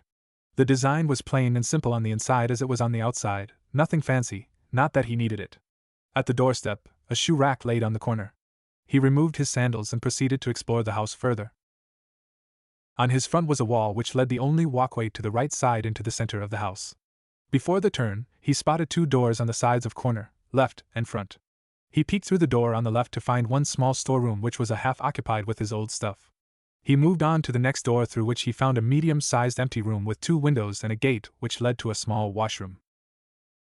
Well, I can probably put some chairs around here to make it a guest room or something. I'll figure out later, he thought. He closed both the doors and turned into the narrow walkway. Well, this is good. This way nobody can see my home directly through the front door even if I made a mess, he said to no one. He reached the end after a few steps and found a large hall on the right compared to the rooms before. Otherwise it wasn't anything huge. Still, way better than his old home. A square wooden table with chairs was present in the middle, good enough for 4 people. On the immediate left at the end of walkway, a door was present which led to a comfortably spacious lead bath with a small skylight which could be covered. Moving ahead, a shelf was present in the wall which separated the next room from the bathroom. The corner room was a kitchen and was until now the most additive improvement from his old home yet. It was floored with tiles and the counter slab was made of marble with a regular sink at a corner. The design was a little better than plain simple, but he liked it. I guess with this much space it'd be a pity if I only ate ramen, he thought and grinned. Along his journey, Tsunade had been very strict with him regarding his food habits, as his tongue had taken a deep liking to the taste of ramen, and wasn't fond of other foods either. He remembered the time when he first had to part with his longtime companion instant ramen not much later after his journey had begun. Flashback. The trio, yes, I'm not going to specify the pet every time, had set up camp for the night somewhere in a clearing in the forest. They had lit a fire and the dinner was almost ready. Naruto began to rummage around his baggage and pulled out instant ramen cups. Shizen giggled at the boy's attachment to the savory.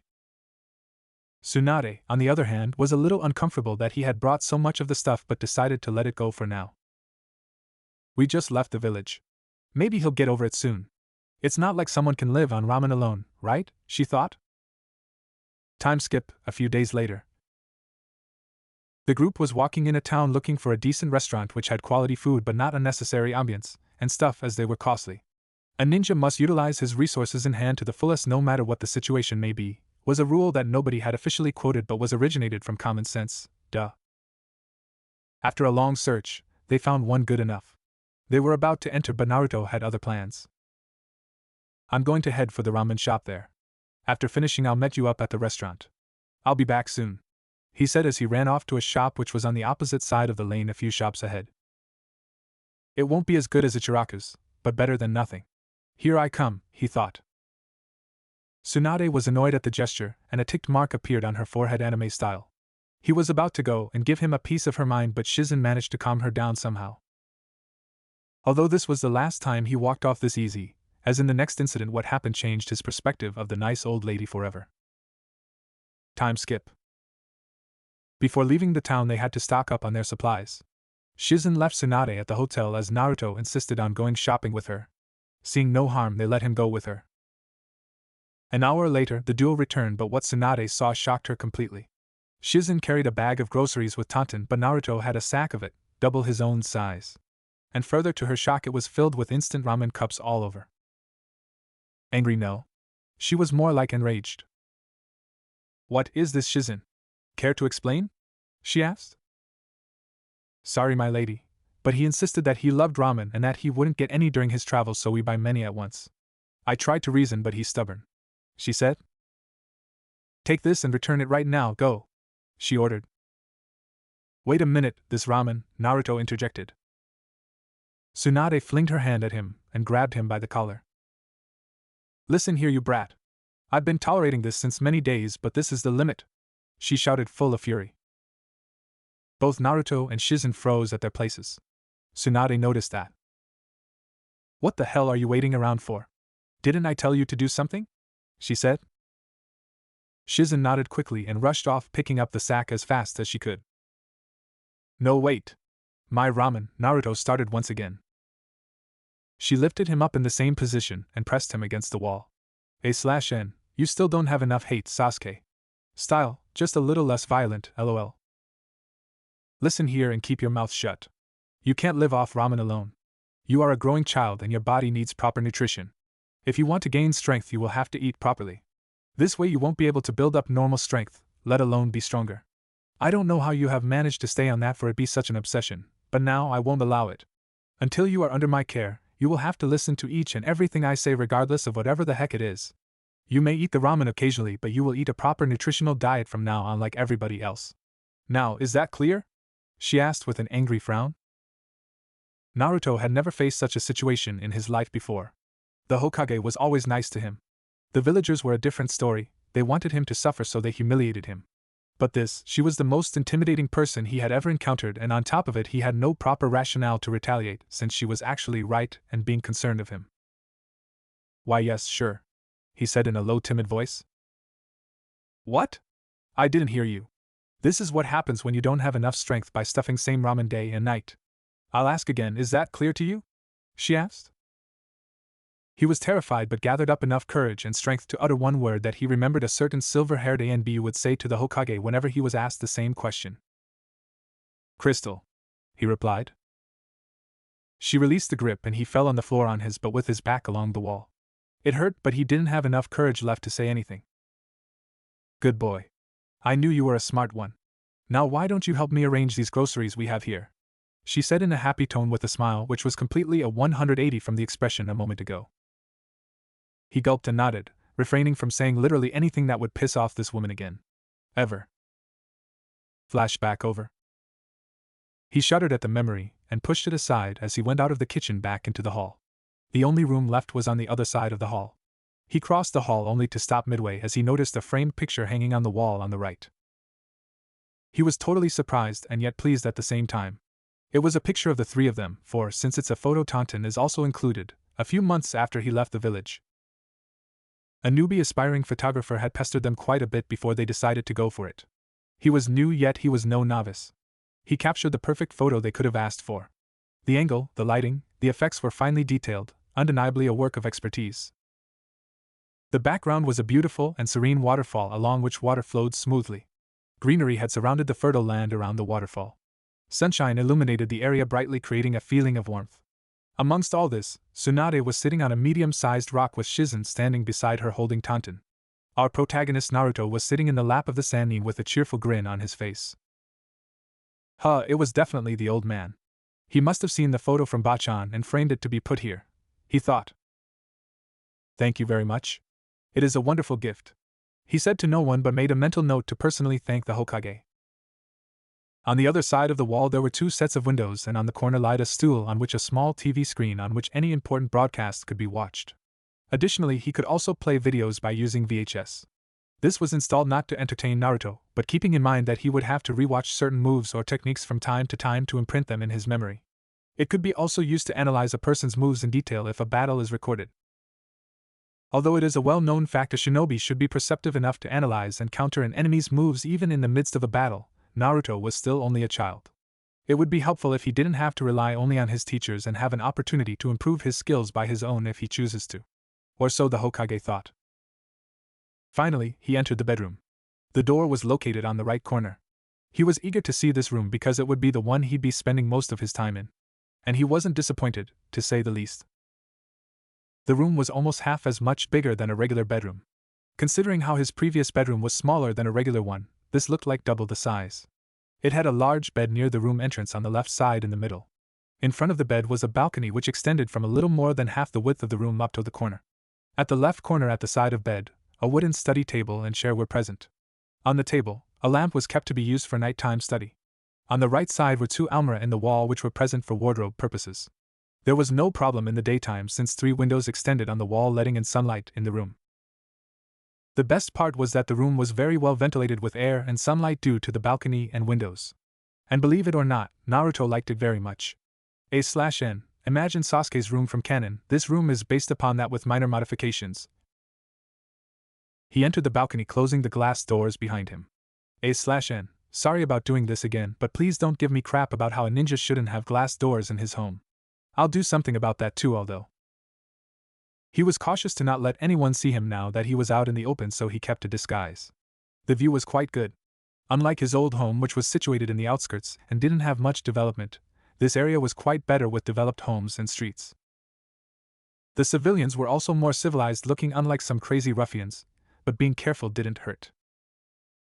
He thought that the home tour was enough for the time being and should head out now. So he turned back to open the glass doors, but to his surprise they were locked, and he couldn't open them. He tried the same with the windows out of hurry, but they were locked too. After a few unsuccessful attempts, he decided to break the glass and have it repaired afterwards. This wasn't the ideal method, but there was no other option. He punched the glass, hoping to crack it enough to let him inside. Instead, he was shocked to have his fist hit something like a solid wall. He tried again, only to find his attempts futile. Before he could use any other means using force, he saw a metal plate which resembled the same one at the door. He pressed his palm upon the plate, and surprisingly the door unlocked. He thought about it, and remembered that the same design was employed upon the windows as well. Then he realized what was actually the situation.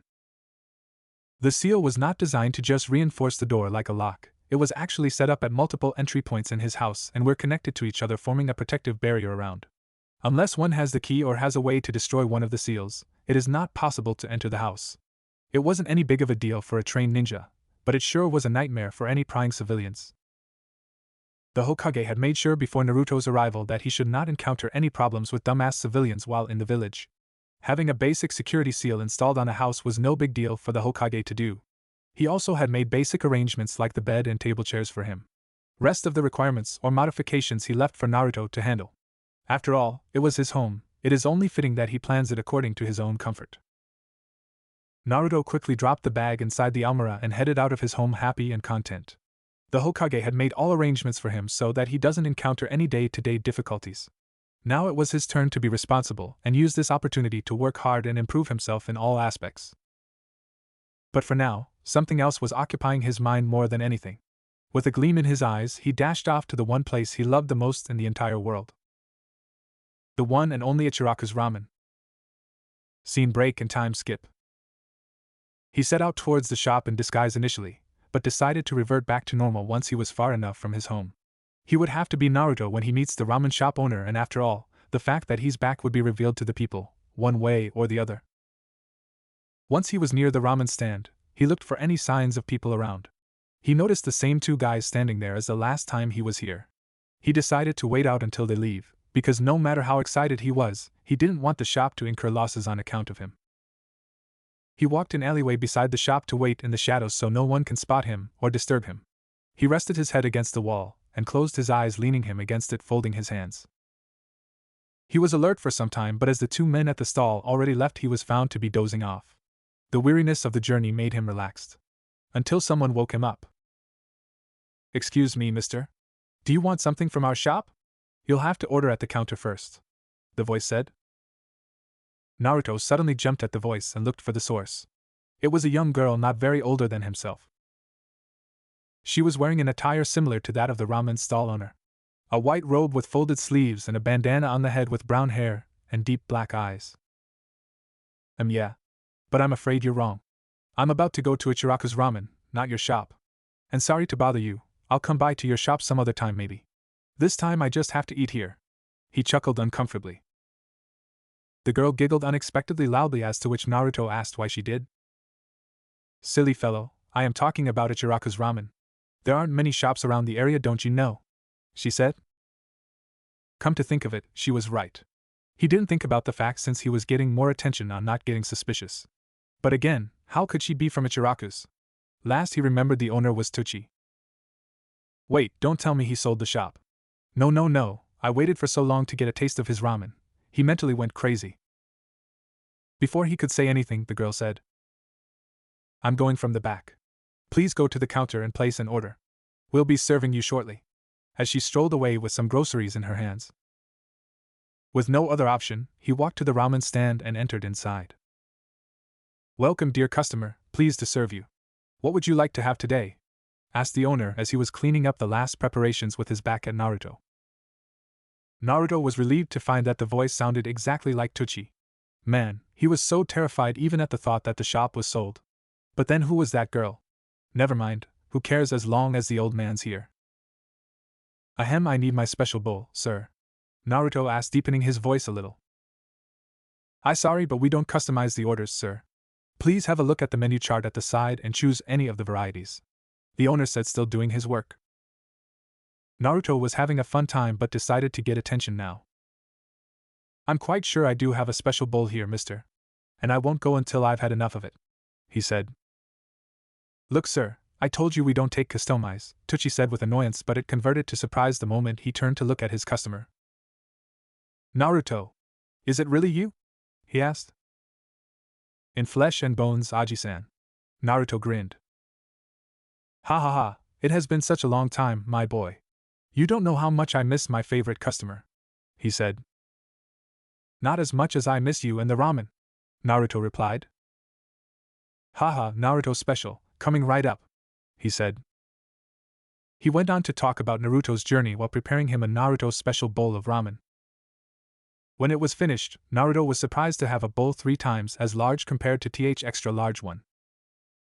It was actually a decorative piece I had bought for the store. But seeing you this hungry, I decided to serve you in this one. Dig in, this one's on the house, he said with his trademark smile. Whoa, thanks Aji-san. Itadakimasu, said Naruto as he started gulping down ramen at an inhuman speed.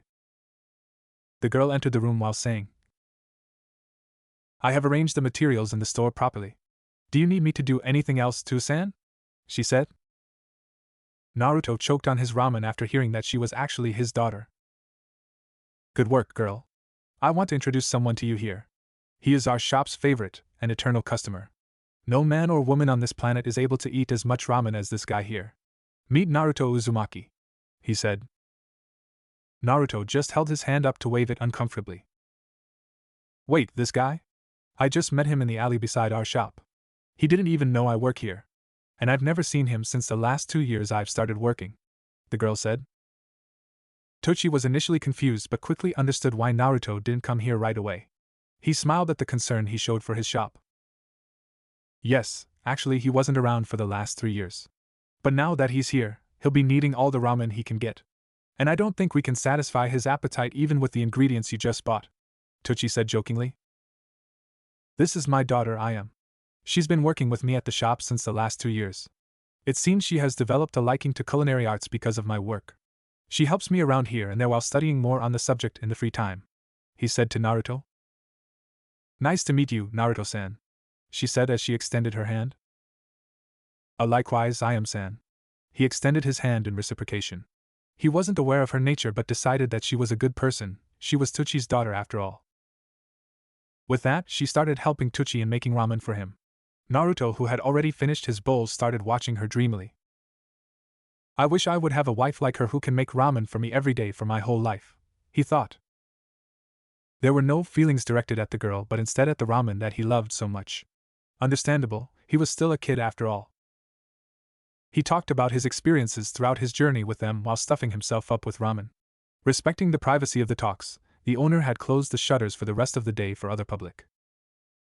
Finally, it was late afternoon, and he had to head back home. He bade goodbye to both of them and thanked them for the ramen after paying the bill. Scene break and time skip. Naruto had reached his home after buying some essentials and groceries from the market while in disguise. He felt a little alone at home after staying with the other 2 women for such a long time but shrugged the feeling off. The emptiness of the new home which the Hokage had left for him to fill also didn't help much in the matter. But this was not the time for it. He was to perform tomorrow in front of the Hokage himself, and his own travel companions and mentors.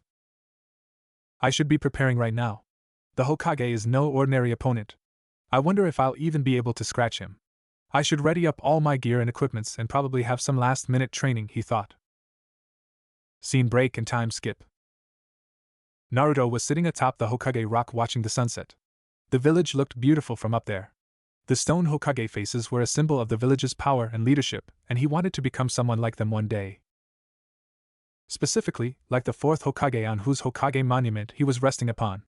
He had learned quite a lot about all the Hokage during his journey from the Sannin, and the fourth Hokage was the one who impressed him the most. Reason, he didn't just know why.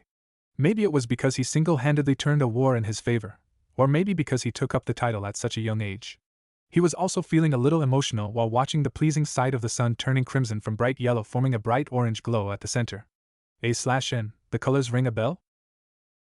Mom, Dad, I never knew who you were. But I hope you're watching me from up there and will keep doing so forever. I will achieve my dream of becoming Hokage and be respected by everyone. I wish I could have just got to know even if a little bit.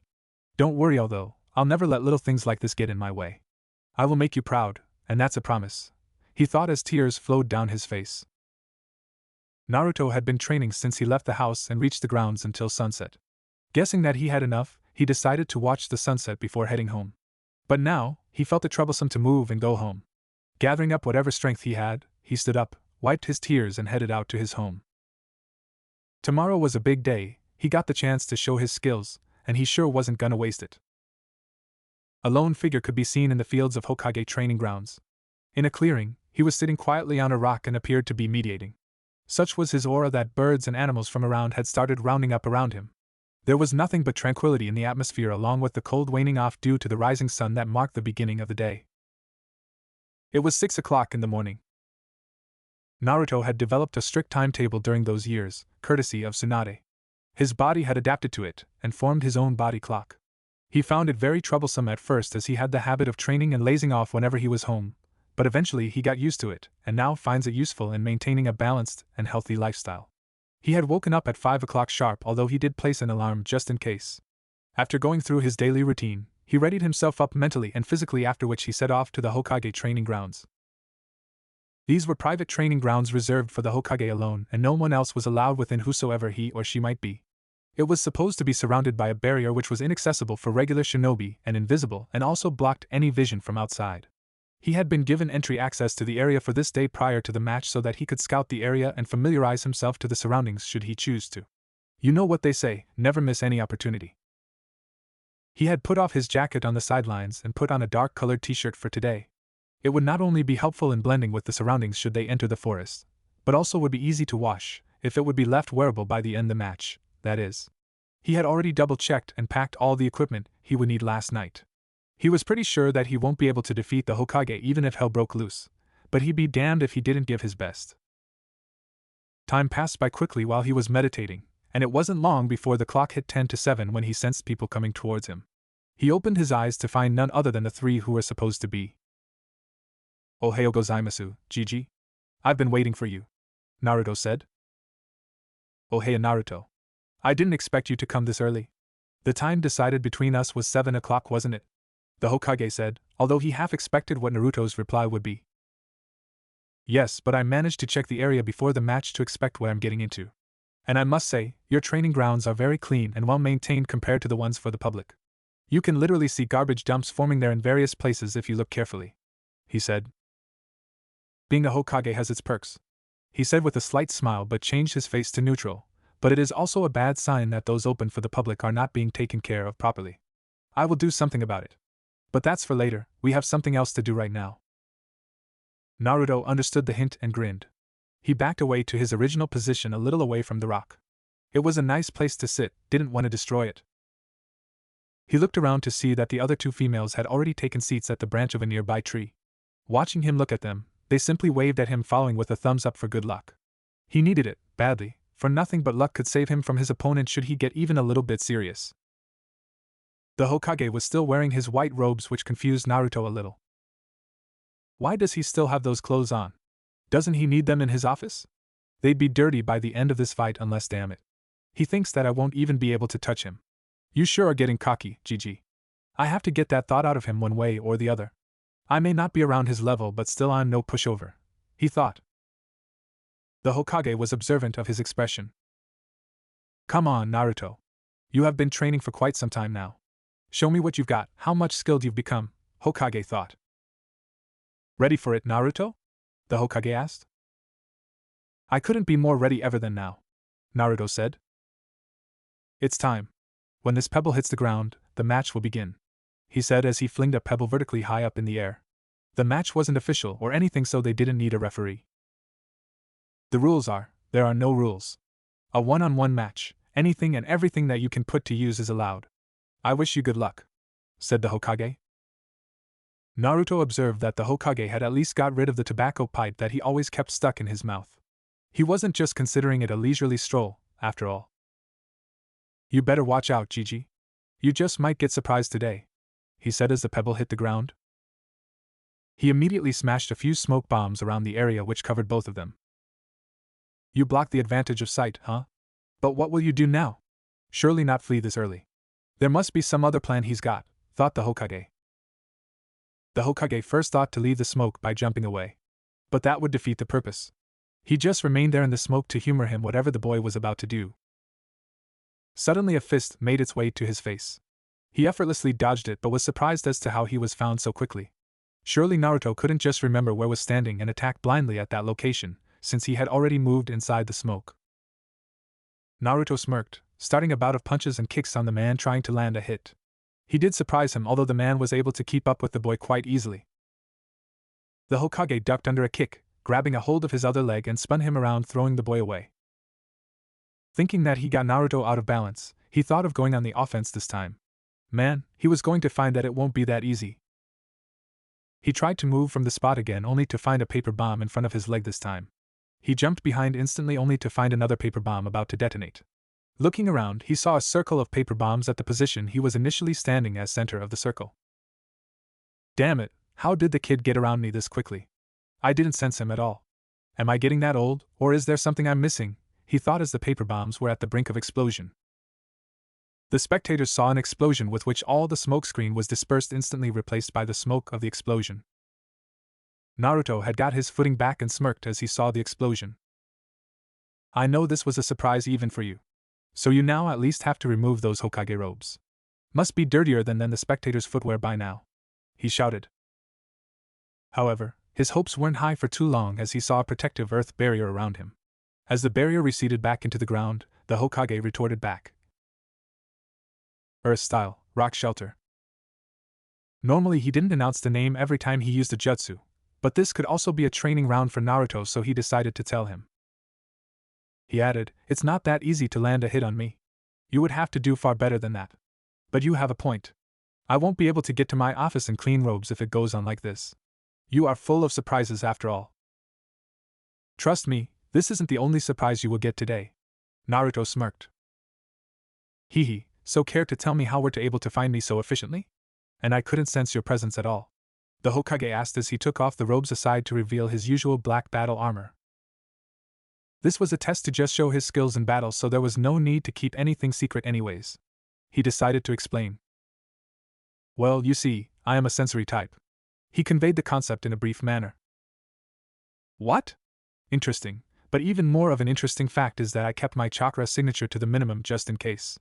Not to mention that I can detect at least the presence of sensory types no matter how small or how well they hide it, Hiruzen said. Both of them had got closer to the spectators during the fight. Tsunade intervened before Naruto could say further. You see, Sarutobi-sensei, this is his specialty. He is one of the best sensors out there. It goes without saying that he can keep his chakra well hidden. Even the tiniest amount of chakra can be detected by him. If that was not enough, there is a special technique that he created, from which hiding is virtually impossible, unless of course you're dead, she said. Yes, and on top of that, I can sense other people's emotions when my own are elevated. I'm not able to control it by will, at least not until yet, Naruto added. We suspect that it might be an effect of the QB sealed within him, as I don't know of any person who possesses the same abilities. Although there was one who could, Mito Uzumaki, my grandmother, she said. All in due time. We just have to have patience and keep honing our skills. Well, I was actually curious about the technique you mentioned. I would like to test it out. An old man like me doesn't get the opportunity to see these kinds of new things lately. Your objective is to find me in 2 minutes. I'll be waiting, the Hokage said as he shunshined away. 2 minutes. More like 10 seconds, Naruto said as he prepared his technique. He was standing straight with eyes closed and concentrating his chakra around his feet and torso. A wave of chakra was released simultaneously into the ground as well as the atmosphere. The Hokage was well hidden between the branches and leaves of a tree, and kept his chakra as close to zero as he could. He had a clear view of what Naruto was doing. He could see that Naruto was concentrating his chakra around his body for some reason but couldn't understand why. Suddenly, he felt a slight disturbance in his chakra, but it vanished as soon as it appeared. Did he do something? A genjutsu? No, I can't feel anything like that. But what was that just now? He thought. Naruto, on the other hand, had an all-knowing smirk with an expression that could have been heard shouting "Found you!" Before Hiruzen could contemplate and analyze the technique further, he heard Naruto at full volume. Chakra resonance, heightened perception. And Naruto threw a kunai at him with good precision, which had an explosive tag tied to it. He was forced to jump out in the open again face to face with the boy. Naruto was proudly grinning upon completing the task he was given. You managed to do it. I wasn't expecting to be found this easily. Surely this is some good technique you've got there. Care to enlighten me? Hiruzen asked with a smile. Yes, sure. It is started with concentration of chakra at the sole of my feet and around my body. But I figure you sense that much. Naruto said, to which Hiruzen nodded. After that I released that chakra wave into the ground and around the surroundings simultaneously. Although it requires more chakra above in the air than in the ground, since the waves travel faster in the ground requiring less intensity. It is basically the same concept of sound traveling at different speed in different media. So leaving that aside, all I have to do is sense that chakra disturbance in the wave I released whenever it collides or reacts with any other chakra. The advantage is that I don't have to perceive someone else's chakra but only sense distortion in my own, which is comparably quite easy. It gives me an incredibly high perception, since I'm a sensory ninja. It can be understood through the same principle that bats use, that is, ultrasound. It reverberates whenever it strikes an object and the bat can sense the hurdle or the prey. He explained. Hiruzen was in awe. He never thought that a mere child could devise such a handy technique which could turn the tide in a battle. Hell, a sneak attack would be completely foiled against anyone who wields this. Ingenious, indeed. If this boy is so smart at such a young age, he might be a great asset to Konoha in the future. He certainly took after you in terms of brains, Lord Fourth, he thought, but still managed to keep the surprise hidden. That is quite a technique, my boy. And the way you explained it shows that you have studied a lot of things other than only ninja arts as well, Hiruzen said with a smile. Yes, what can I say? I like to read. It allows us to gain knowledge and experience we can never attain in our whole life with practical experience alone. And to be honest, I kinda got the idea of this jutsu from the ultrasound phenomenon used by the bats. So it's not that original. But I thought I could incorporate it into my style, since I'm a sensor and all, Naruto said. That is good and all, but we're getting bored here. We don't have all day. Get the action back in the game, Tsunade shouted. Well, she's right. Enough talking, let's get back to where we were, Hokage said. You bet I will, Naruto said as he readied up two kunai in his hands. He dashed up to the Hokage and started attacking him repeatedly. The Hokage didn't even have to break a sweat in effortlessly dodging the attacks. Sure, he may have talent, but it's a long way of hardship to transform that into skill. He dodged a straight jab by stepping sideways and grabbed Naruto's hand, and twisted it counterclockwise, which made him release the kunai in his left. Naruto flipped sideways and brought his right hand holding another kunai from above. Before he could connect, a kick in the gut sent Naruto flying, but he flipped and gained footing quickly. Never give the enemy an opportunity to make you lose your balance. Once you're in his reach, one fatal blow would end the fight, Hiruzen explained. Naruto was annoyed that one of his weapons was so easily snatched from him. The Hokage, as if he could read his mind, provoked him further. Come on. Can't fight with a single one. Want this back? Take it if you can, he said. Naruto got irritated further and charged at him. He started slashing rather aggressively at the man in hopes of landing a hit on him. His attacks weren't following any pattern. They were just random slashes and quite easy to read. The Hokage ducked under a horizontal blow and pinned the kunai at his neck. Naruto was unable to react quickly and stood still while closing his eyes. 2 suggestions. The first is to never give yourself into your own emotions during a fight. Stay calm and collected whatever the situation may be. Second, never close your eyes during a battle, Hiruzen said as he hit the kunai in Naruto's hand with his own, which flew a few yards back. Now go back, and come at me properly this time, he added. Naruto was still not calm enough but kept himself level-headed this time. He dashed at the Hokage but now struck at the openings he could find. Although not good enough, he was better than before. The Hokage noticed something odd during his strikes, but decided to save it for later, keeping in the back of his mind. Having played the defensive long enough, he decided to go on the offensive. Naruto was pushed to the defensive almost immediately, and he could barely manage to block the blows, although a few were getting to him. He was among the trees before he knew it. He had been pushed back and defeated so crazily that he was forced to retreat. A few shuriken made their way onto him, so he turned upside down on the branch, barely avoiding them. Oh, so you already have learnt the tree walking exercise. Although I should have expected it by now, Hiruzen said as he landed on the next branch.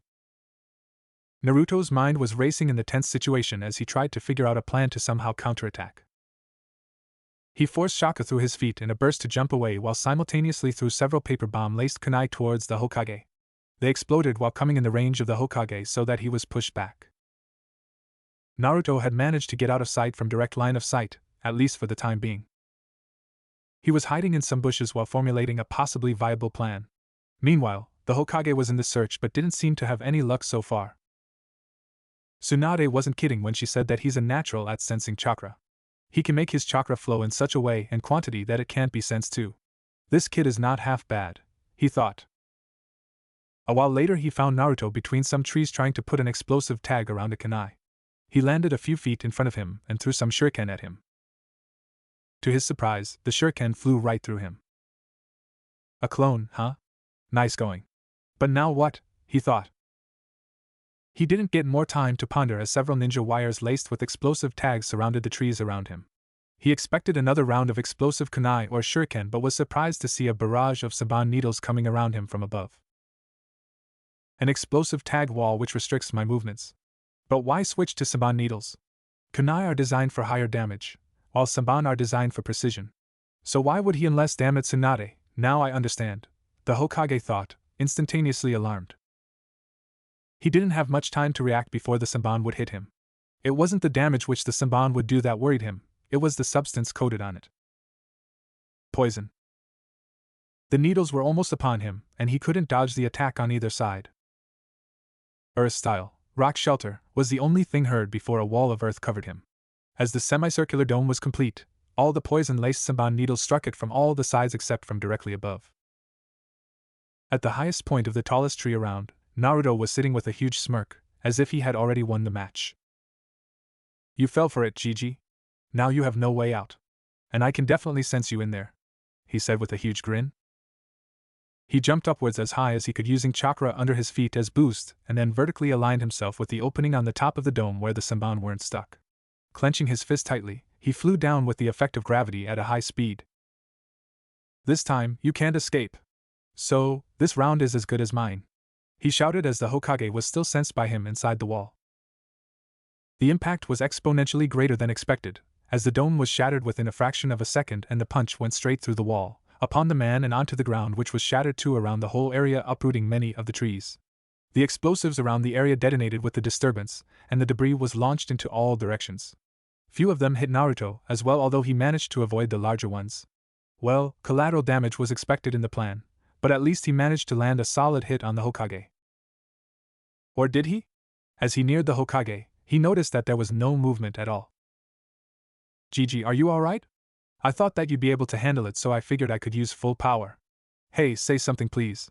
You're making me worried, Naruto said with concern but neared him with caution. Having reached near enough, he saw something that he definitely didn't expect. Damn it! After all that work, why am I not able to land a single hit on him? He shouted to nobody. The figure supposed to be the Hokage was slowly dissolving into the ground like mud. It also revealed a big poster on which was written, "Nice try, but not enough. Meet me back at the ground." Smiley face. Under which were a few explosive seals stuck. Wait, what the he? As he had already started retreating from the spot but not in time as the seals exploded, throwing Naruto away from the shockwave. Scene break. The explosion had given Naruto various bruises and small burns but managed to avoid any major injury. As Naruto was heading back to the ground, he couldn't help but stop thinking. How did he escape like that? I sensed him inside. And was it a clone all along? Or did he make it after I trapped him? Or maybe when he was inside that dome? Yes, that's it. He switched himself with a mud clone inside and fled into the ground. Damn, I was too preoccupied with sensing him in the dome that I never thought to also look in the ground specifically. I should have used the resonance technique. Man, I feel so dumb right now. Now he also knows about another ability of mine without having any damage at all. Scene break. Back at the ground, Naruto appeared in a body flicker in a few moments. Look who decided to come back. I was wondering how long you'd take. Hiruzen taunted him. Naruto was trying to suppress his irritation since this was a lesson he had been given not long ago. Never let your emotions control you. With that, he threw a lot of shuriken towards the Hokage. The Hokage dodged all of them except one which he caught between his fingers. He threw it back at Naruto with a high speed while conveying in a neutral voice. Shuriken Shadow Clone Jutsu. The one shuriken multiplied exponentially into tens or maybe hundreds of shuriken which made way towards Naruto. Not being able to dodge in time, he crossed his forearms in front of him and waited for the inevitable. In an instant he felt as if his entire body was being sliced into hundreds of pieces. While the cuts were shallow, the sheer number of them overcame the tolerance of pain that he had. He fell to the ground trying to maintain consciousness after the sudden overload of pain that swept in his brain. I'm sorry, I guess I went overboard a little, Hiruzen said with concern. Naruto heard the words of sympathy and mentally smacked himself.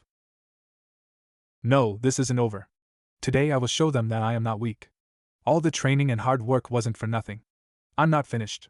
Definitely not, he thought as he forcibly moved his body and started to stand up. Bring it, the fight isn't over yet. Far from it, Naruto said as he gripped a kunai and once again charged towards the old fellow. Once down for the count but not ready to give up, huh? I like the attitude, the determination to not give up, the Hokage thought. Hiruzen weaved a few hand signs and announced the jutsu he was about to use. Earth Style, Earth Flow River. Suddenly Naruto was caught in a mudslide-like flow that erupted from nowhere in the ground. He fell into it, and seemed to be washed away before he turned into a wooden log. Ah, he substituted himself. Right in time, Hiruzen thought. Naruto appeared from above and struck him with a kunai which he easily sidestepped. But Naruto kept up a constant barrage of slashes and kicks keeping the Hokage on his toes. He briskly lunged at him trying to stab him in the gut but Hiruzen turned sideways. Quickly changing the kunai in his hand into a reverse grip he tried to slash the kunai horizontally to land a hit. The Hokage grabbed his forearm with the left hand. Considering it an opportunity, Naruto flipped trying to kick him from above taking advantage of his short stature leading to a shorter and faster curve. The Hokage grabbed his foot with the right hand but was pushed down a little as it was chakra enhanced, although not very much since Naruto had used much of it in the earth-shattering punch in the forest. He brought down another leg on the right forearm pushing the Hokage in a squatted position so he couldn't use his legs to defend. Naruto grabbed the forearm of Hiruzen's left hand with which he was holding Naruto's other hand. At the moment, nobody had landed a hit on another but Naruto had a final trump card up his sleeve. On the hand with which he had grabbed the Hokage's forearm, a blue chakra appeared and suddenly Hiruzen flinched in pain releasing the grip on Naruto's other hand. With the grip gone, Naruto dropped the kunai and slided his hand with the same blue coating across Hiruzen's own which resulted in further intensification of the pain now in the palm which was already in his forearm. With his left arm which held Naruto's leg, he swung Naruto and hit him hard on the ground. With the impact, Naruto cried out in pain and stayed there. Hiruzen backed off a bit and checked his left arm. There was no visible injury yet the pain was there. Naruto, having a satisfactory smile on his face and his eyes closed, said only one sentence.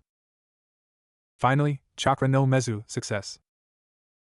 What didn't you teach him, Tsunade? And how did he learn all that? Being able to use that means he's already quite well versed with medical ninjutsu. I've seen Chunin who aren't able to do a fraction of that. Hell, no ordinary jounin can do that either. This kid is something else indeed, Hiruzen thought. Naruto was totally exhausted, having used up much of his chakra in the last move and was too battered up to get back up again. I just hope this wasn't a damn clone again, he thought as he drifted off towards unconsciousness after hearing one final sentence from the Hokage. Alright, I guess that's enough for today. Time skip.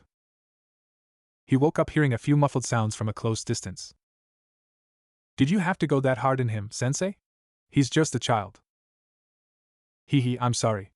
Although you taught him how to use that inhuman strength of yours, so it wasn't that much of a child's play, but yeah. Guess I became too involved in the battle. It won't happen again. Again? I'm definitely not letting you battle him again. Yesterday I wasn't sure so I gave you the benefit of the doubt. But now I am. What if you get too involved in the battle again? Who was the one preaching about not letting your emotions get in the way, huh? Well, the loud one was Tsunade, alright. And the other one was her teacher, although the scene doesn't make one believe so. Still, nobody could retort when an angry woman was speaking in front of him. Tsunade was healing the internal injury in his hand and forearm while lecturing him at the same time. The Hokage had already put the white robe back on. Naruto looked up to see Shizen healing his injuries while looking at the both of them with a concerned look. After all, watching your master arguing/lecturing her sensei isn't the best of entertainment someone can expect. Naruto sat upright with a little help from Shizen, and at the same time the Hokage's hand was also patched up so the bickering of the lady had ceased. I've healed the damaged muscles and tendons the best I could. Now just make sure to not strain the hand too much for the day, and you'll be alright by tomorrow, was the last statement from Tsunade before all the attention turned to Naruto. Finally up at last, huh? Tsunade smiled. Even after traveling with her for 3 years, he still couldn't understand how a woman's attitude could change in a moment. But he decided to quit looking for an answer long ago. One could doubt that would Kami himself be able to answer this or not. Anyways, he decided to answer. Yes, thanks to Shizen Nechan. I feel completely fine now, except for being tired, he said with a thumbs up. Well, it was more entertaining than I imagined, Tsunade said and then added with squinted eyes, so how was it, Sarutobi-sensei? Did you have your fun? Hiruzen rolled his eyes at the constant verbal attack of his former apprentice, but it went unnoticed due to the hat covering his face in its shadow. Ahem, yeah? I am pleased to see that Naruto has progressed so far. Especially the part where he could use super strength and chakra scalpel. Only a person who has command over delicate chakra control and medical ninjutsu can pull off these tricks. Hiruzen said and turned to Naruto. You are fit to be a shinobi at this age, that I can guarantee. But still, there's no hurry, we are in a time of peace. Continue training yourself, and become even more stronger. You'll be an exceptional ninja by the time you put on a leaf headband. And I have no doubts that you will become a Hokage worthy of his title should you thrive hard to achieve the goal, the Hokage said with a smile which reflected nothing but admiration and pride. Naruto jumped up in enthusiasm only to fall on his back due to the fatigue. He was grinning and wincing at the same time. It was a weird expression but hilarious nonetheless. That's the other thing Naruto's exceptionally good at. You already know that his sensory skills are beyond great. But now get a load of this, his chakra control is exceptionally incredible as well. And that's quite something since large chakra reserves usually tend to mess up the user's control. Normally people with small chakra reserves are able to control their chakra flow well. It took me a lot of time to learn medical ninjutsu thoroughly and to get where I am because of this reason, Tsunade said. After a pause, she added, but watching Naruto, I knew he could do even better than me, and quicker, with the right guidance. Flawless chakra control over a large amount of chakra is basically a gift of nature not everyone is blessed with. I trained him hard in the skills of medical ninjutsu and forced it into him as much as I could. I didn't think at first that it could be possible, but gradually he turned out to get quite skilled at it. Although it was something he didn't learn just because of his curiosity or natural interest in the subject but due to his empathy towards others. Looking back, it was an interesting story in itself. As she reminisced. Flashback. Hey Naruto, you can go play with Taunton if you want to. But don't wander away too far and come back on time. We also have to continue your taijutsu and target practice, said Shizen in an ordering voice just like a teacher orders her students.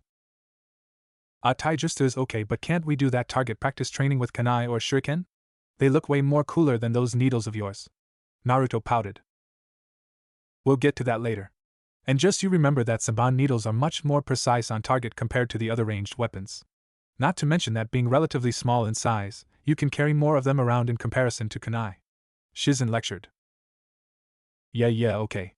Come on Taunton, let's not waste our precious break time hearing Shizen Nechan's lectures, said Naruto as he ran away holding the pet.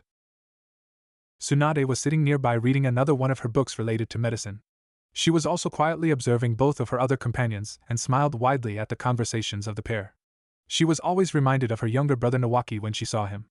Always outspoken, overenthusiastic, and sometimes a knucklehead. Having Naruto with them had made both of the women more responsible. Tsunade minimized her drinking habits quite a lot, although the gambling was still not out of her coverage yet. Tsunade had focused more on being a doctor and helping out people through their journey while training and taking care of Naruto. She didn't pamper him as if she was his mother since he would grow too attached to them. She was initially irritated on being called Bachan since she wasn't that age even in reality, and definitely not while she had her young appearance on, which was permanent but let it slide, not being too strict with him. The goal was to teach him the importance of social relations like friends and family in one's life. Shizen was dutiful as her assistant and helped her in whichever way she could. Although she was happy that he called her Nechan and not Aunt or something. Naruto sprinted off to play tag with Tauntaun since hide and seek was totally a useless game against the pig as it could detect faint scents over wide areas. It was Naruto's turn to catch Tauntaun as he ran into some woods after counting to 10 hoping to find where the pig was hiding since it didn't have the ability to run as fast as Naruto could. Ironically, Naruto could outrun the pig but wasn't able to hide or rest due to being spotted easily when he was running away. Looking around the trees for Tauntaun, he heard an animal voice which sounded like a bird shrieking in desperation. A little scared in the fear of encountering a wild beast, he was hesitant at first, but made up his mind with an uneven combination of courage and curiosity to check it out. He looked crouching through the bushes warily to what lied on the opposite side. The guess proved true enough, as there lied a broken nest along with a bird whose left wing was bleeding profusely. Not perceived to be a lot visually, but because of the fact that there isn't much blood as humans in the first place, it was an alarming sign. He delved into the thought as to how the bird ended up in the seeming condition in the first place, but shoved the thought aside as the bird looked not too far from the cold hands of death. Although he instinctively crouched back down due to his sixth sense indicating the presence of an unknown danger around. True enough, he spotted a snake crawling its way down the tree slowly with minimal visible movement towards its prey. The snake was too close to the bird now, so Naruto couldn't risk rushing off with the bird carelessly. Somehow the bird in the nest had survived the first attack of the predator, but it was now about to be finished.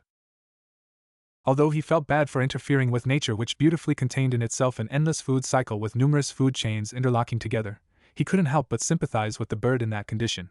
He resolved to save the bird at any cost to the best of his abilities. Slowly pulling out a kunai from his pouch, he readied himself to hit the snake in the head by performing a precise throw. Although he was confident enough about hitting a bullseye at a stationary target, he didn't have much experience in moving targets yet. What was it? What was it again? Yeah, I remember now. Red touches yellow, kills a fellow. Red touches black, safe for Jack? He whispered to nobody.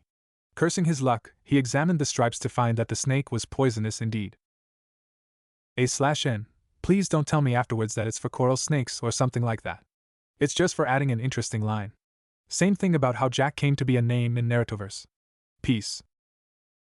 Damn it, now I can't risk any chance of failure. The snake will be guarded if I miss, and I can't take out the possibility that it could attack me suddenly. Naruto thought out loud. The possibility of the bird making it out alive thinned even more at the realization. The snake crawled a little quicker on touching the ground at the sight of its prey. As it reached the spot, the bifid tongue slipped out making a hissing sound. It raised its head upwards and then backwards in order to jerk in front with a high speed, not leaving any chance to let its prey flee, not that it was in any condition to do so anyways. But predatory instincts don't think that deep. Naruto captured that very moment to launch the kunai he patiently kept ready in his hand as the head of the snake stopped moving backwards now in order to propel itself forward. Before it could do so, the kunai hit dead on and the snake was sent flying before it hit a tree trunk hanging lifelessly. Naruto sped towards the bird, picking it up gently before racing off as fast as he could to the only one he thought could save the creature, if it could be saved. Boy, he sure hoped so. Scene break and time skip. Ba-chan. Please help. Tsunade looked up suddenly with concern, having heard Naruto's cry for help. Before she could leave to find him, although Naruto himself came running to her with an injured bird in his hands. She was relieved that Naruto wasn't in any danger himself, but also alerted that the bird was in no good condition. Please, Ba-chan, can you heal it? I don't want this bird to die of the injuries. Naruto asked, sympathy overflowing out in his voice. I'm not a veterinary doctor, Naruto. This is not an area I specialize in, Tsunade said, but looking at the sadness that built up in those sky-blue eyes of his she added, but I'm not totally unfamiliar either. I'll see what I can do, but no guarantees. Now lay it down here. Naruto did as instructed, and she placed her hand over the bird and a green glow covered it. She frowned upon realizing that the problem was deeper than originally imagined. Shizen had also hurried to them after she heard Naruto shout while she was preparing lunch. Naruto, it's not just the wound that we have to worry about, there's also something else, Tsunade told him. Yeah, poison, Naruto simply stated. Tsunade, on the other hand, was more than surprised and asked, exactly, but how do you know that? Because I killed the snake that was about to eat it, which was poisonous due to the pattern of stripes on its scales, he stated again in a matter-of-fact kawaii tone. You what? Tsunade gasped and shouted, momentarily losing her focus on healing the bird. Sensing that he could be in real trouble soon, he tried to explain how he had felt sorry for the bird and wanted to help it. He got a stern reply that it wasn't a good call and that will be reprimanded later, to which he silently nodded. Tsunade resumed back to healing the bird by extracting the poison and stopping the bleeding. Well, it was a good decision studying the anatomy of birds, Tsunade thought as she recollected how she had once read about birds in case a carrier messenger bird was injured and the need was urgent to deliver a message. She left the patching up for Shizen to do while demanding an explanation from Naruto instantly. Not pleased by his actions but still admiring the boy for his courage, she decided to let the matter go with some minor punishment, giving an indirect message that another reckless behavior won't be tolerated in the future. As the bird was fully patched up, it was put into a basket and left to recuperate. It had left consciousness midway when Naruto brought it back. "Will it be okay, Bachan?" he asked. "I've extracted the poison completely, so that's not something to worry about. Although, the blood loss was significant. It's up to the state of the bird's body to see whether it can survive or not." She stated not to fill any false hopes into the child. "I understand. I'll wait for the bird to heal patiently," Naruto replied calmly, although he was worried. An idea popping to his mind, he said, "Hey Bachan, can I ask you something?" "Sure, go on," she replied. "I also want to learn the art of medical ninjutsu. Although I did manage to kill the snake, it would have been for nothing if the bird had died. If similarly someone was injured, and even if I defeat the enemy in battle, what good will it be if he or she dies?" Naruto said. Tsunade didn't immediately erupt into laughter at the request solely for the reason that there was complete sincerity in his words as well as in his eyes. "That's exactly what I thought back then when I appealed to the Hokage to introduce medical ninjas in the team formations during the war. He's thinking in the right direction, at least." But, she thought, medical ninjutsu is not regular training, Naruto. It requires immense chakra control. It is an entirely different art which requires not only continuous training in delicate flow and control of chakra in someone else's body but also the deep knowledge and understanding of the various processes of the human body. A child your age isn't expected to learn all that anyways. Better to keep up your training for now," Tsunade explained. "But I can do it. Please give me a chance. I'll do anything to prove it," he asked with a slight desperation. Looking at his stubbornness, she said, "Fine. We'll go with the tree climbing exercise." But Lady Tsunade, isn't it too early to do that? He recently learned how to infuse chakra, but we've never tested it before. Going directly to that won't end up doing any good for him, I suppose," Shizen said with concern, as she had expected Tsunade to downright reject his request. "That is exactly the point. Words don't seem to pass through his thick skull. Hopefully the lesson does. Also hopefully the wounds don't," she told Shizen as she eyed the boy. "One more thing, you have 1 hour to do it," Tsunade added. "That's impossible. It would take at least a few days even if he could possibly do that all. Please reconsider, my lady," Shizen said. "I know, but we don't have decades to teach him. If he can't keep up with the pace, might as well forget it. Let's go, we'll start after lunch," Tsunade scoffed. Shizen was against the idea but knew that her master had a fair point. It takes a lot of effort to learn the techniques, not to mention the hardcore study one has to do to grasp the functioning of the complex mysteries of the human body. Naruto was silently listening to the conversation, but on the inside he had only one thing in mind, the task given to him in order to prove that he was able and willing to work hard. Naruto simply walked to a tree and focused on getting his chakra gathered up in his feet. He had asked some time before about how Shizen walked up a tree without falling off like that to get some special leaves for a medicine. He had asked her to teach that to him, but she shrugged it off, telling him he had lots of things to learn before coming to that. Naruto pouted but did not press the matter further, as Shizen could complain his disobedience to Tsunade, and that woman was someone nobody wanted to tick off. He put his right leg, keeping it straight on the trunk, and focused the proper amount of chakra it would take to pull his whole body weight attached to the tree. Once achieved, he lifted the second leg and divided the amount of chakra between both his legs as the second one hit the trunk. Once again diverting the flow to one leg, this time the left one, he took a step carefully.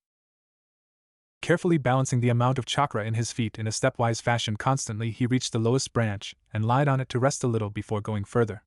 The tricky part was that if he didn't divide the chakra when on both feet, there was too much chakra and he would be pushed away. On the other hand, if when on one feet he didn't have enough chakra to stick, he'd simply lose the grip, slipping straight down. Not easy though. He thought about why both of them were making a fuss over it. A little practice and he'd get it subconsciously after that. The scenario with the spectators was entirely different. Both Tsunade and Shizen had their jaws dropped in bewilderment as they couldn't believe their eyes. How in the freaking hell is this boy able to perform the trick with such ease? This was the only thought that was currently revolving in their heads over and over again. On the other hand, up above on the tree, Naruto saw the two women who were looking like they had seen a ghost. Before going to ask what happened, he decided to complete the exercise first. Slowly and steadily, he walked up to the top of the tree, with each step being less tougher to handle than the previous one.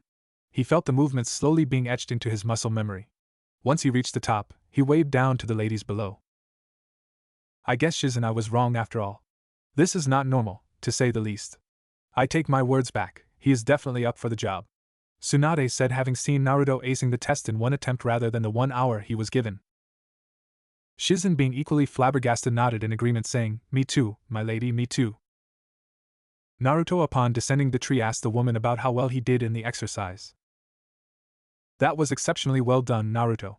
I have no doubt you'll be able to learn medical ninjutsu if you work hard enough," Tsunade replied, praising the boy, although not showing the utter astonishment that was present on her face a few moments ago.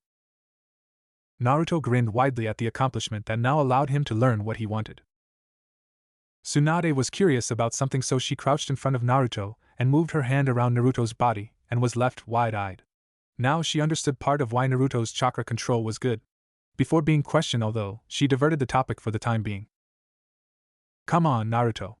Shizen has prepared the lunch, so first we're going to eat it, and then we'll move on to the water walking exercise," Tsunade said. "Yes, I'll be keeping the basket along with our other stuff for the bird to rest, or if any other complication occurs. You guys go on ahead and start eating, I'll join you soon. By the way, Naruto, aren't we forgetting something?" Shizen said. "Huh, what?" Naruto said before realization hit him, and he mentally facebombed. "Where's Tonton?" Both the women finished. Flashback over. The third Hokage was amazed to hear Tsunade and how Naruto was proving to be a genius of his own kind. But remembering that talent without hard work is just a blunt knife no matter how strong its metal be, he justified the quote by talking to him. "Although you have proved to be good at ninja skills, Naruto, it goes without saying that your techniques aren't refined yet. Not that I'd expect something like that from someone your age, but if you wish I can help you in doing that," Hiruzen said. Shizen said with a concerned voice, "Apologies for the interruption, Hokage-sama, but I think Naruto has had enough of training for someone his age. Probably it would be good if he spends time like a normal kid relaxing and starts the training next year at the academy." It was only an offer, of course. Naruto has the choice to accept or decline as per his own wishes. I am merely making sure that he doesn't regret missing an opportunity later on. Unlike in the times of war, shinobi aren't required to be sent out in the battlefield without proper training. So there is no pressure of any kind, but one must always be prepared," Hiruzen replied calmly.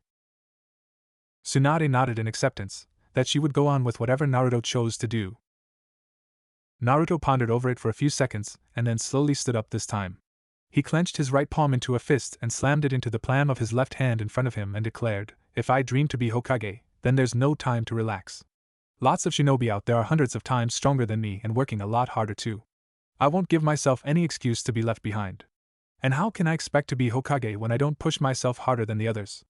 I will continue to work hard until the day you hand that hat over to me yourself, Gigi," with a profound determination in his azure eyes.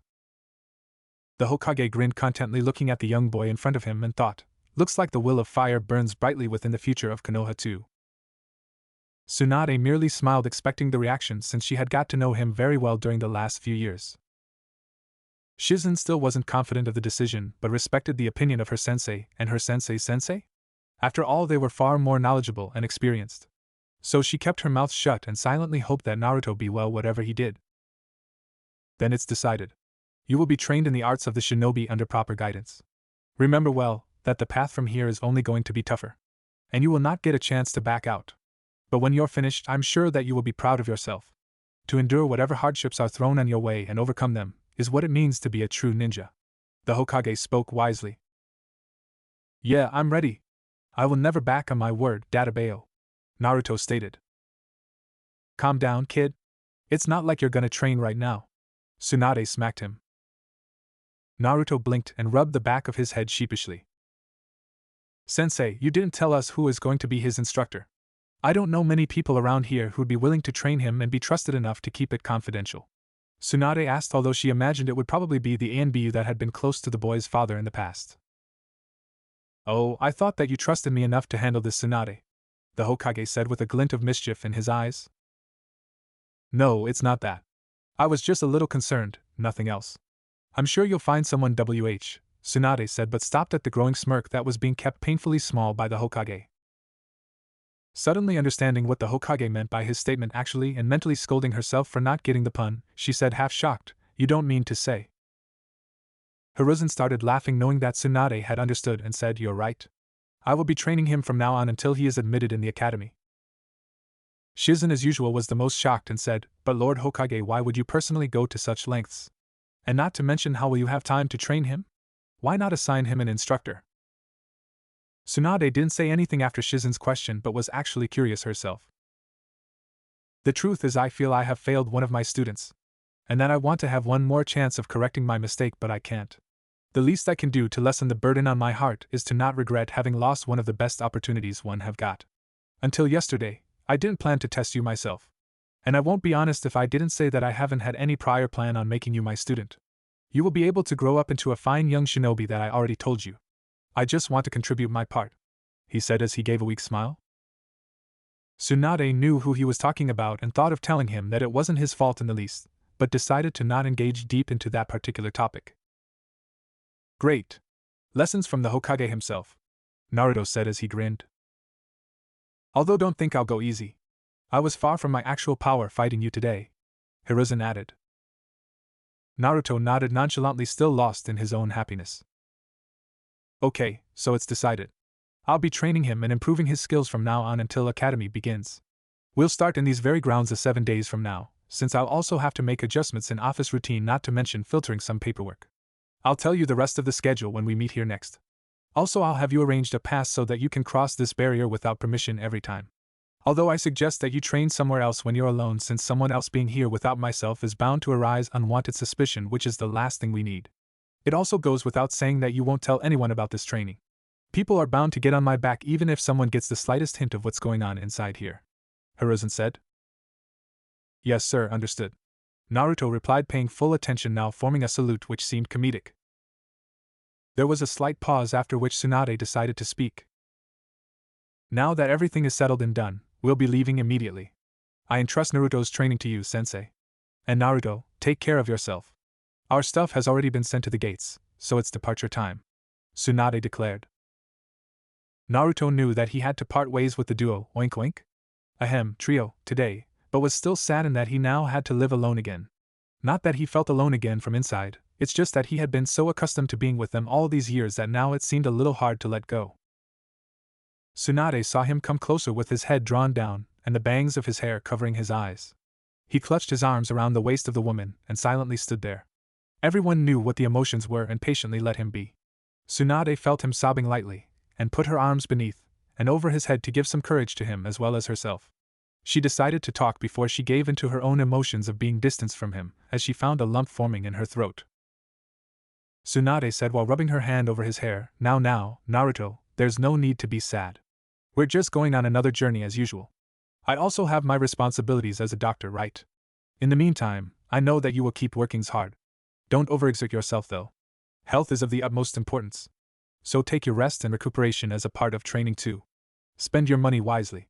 If you have any kind of problems, tell them to Hokage-sama, and keep in touch with me or I'll come here just to smack you for that. As she chuckled. She was a little sad as he let go of her, but when she saw his face with a bright smile, all the worry went away.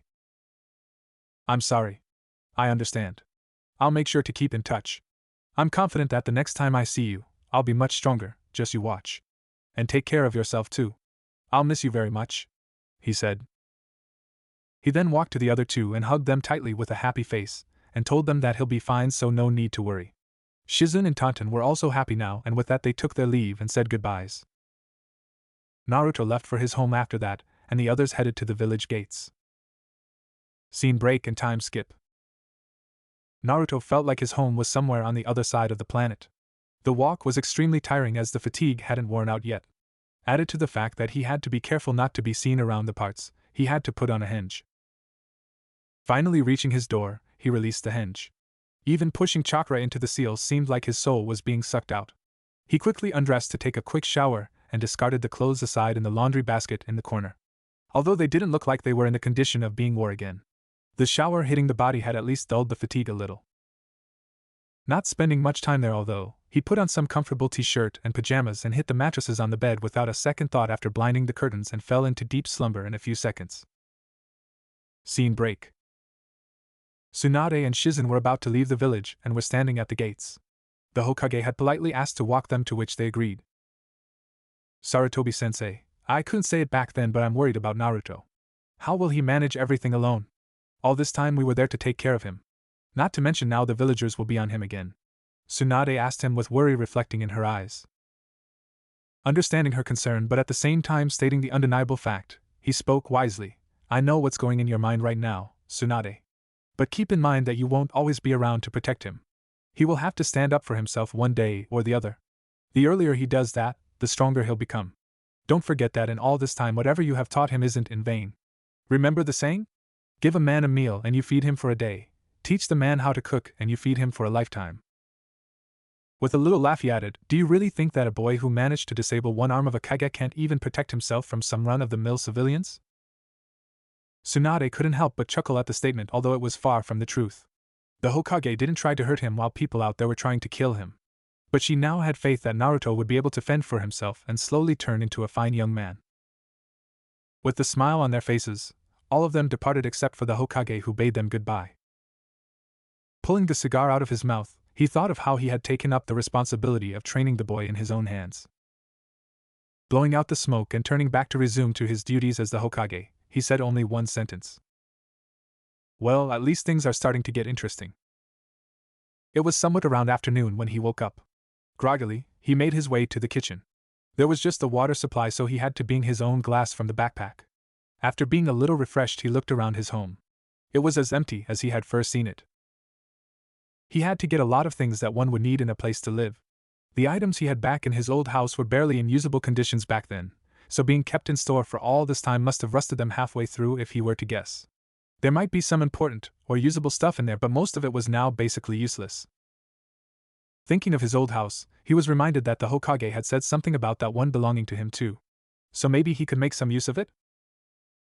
Nah, on second thought, those irritating villagers must still be prying around in hopes of pranking or beating me up again, now that it isn't unknown that I'm back in the village. I could beat the crap out of them now before they could say demon, but I guess I shouldn't cause unwanted attention. I'll leave it be for now, I guess, he thought. He unpacked his backpack completely and put various stuff in their proper places. A part of his study table was occupied with important books and scrolls along with the rest in the cupboard.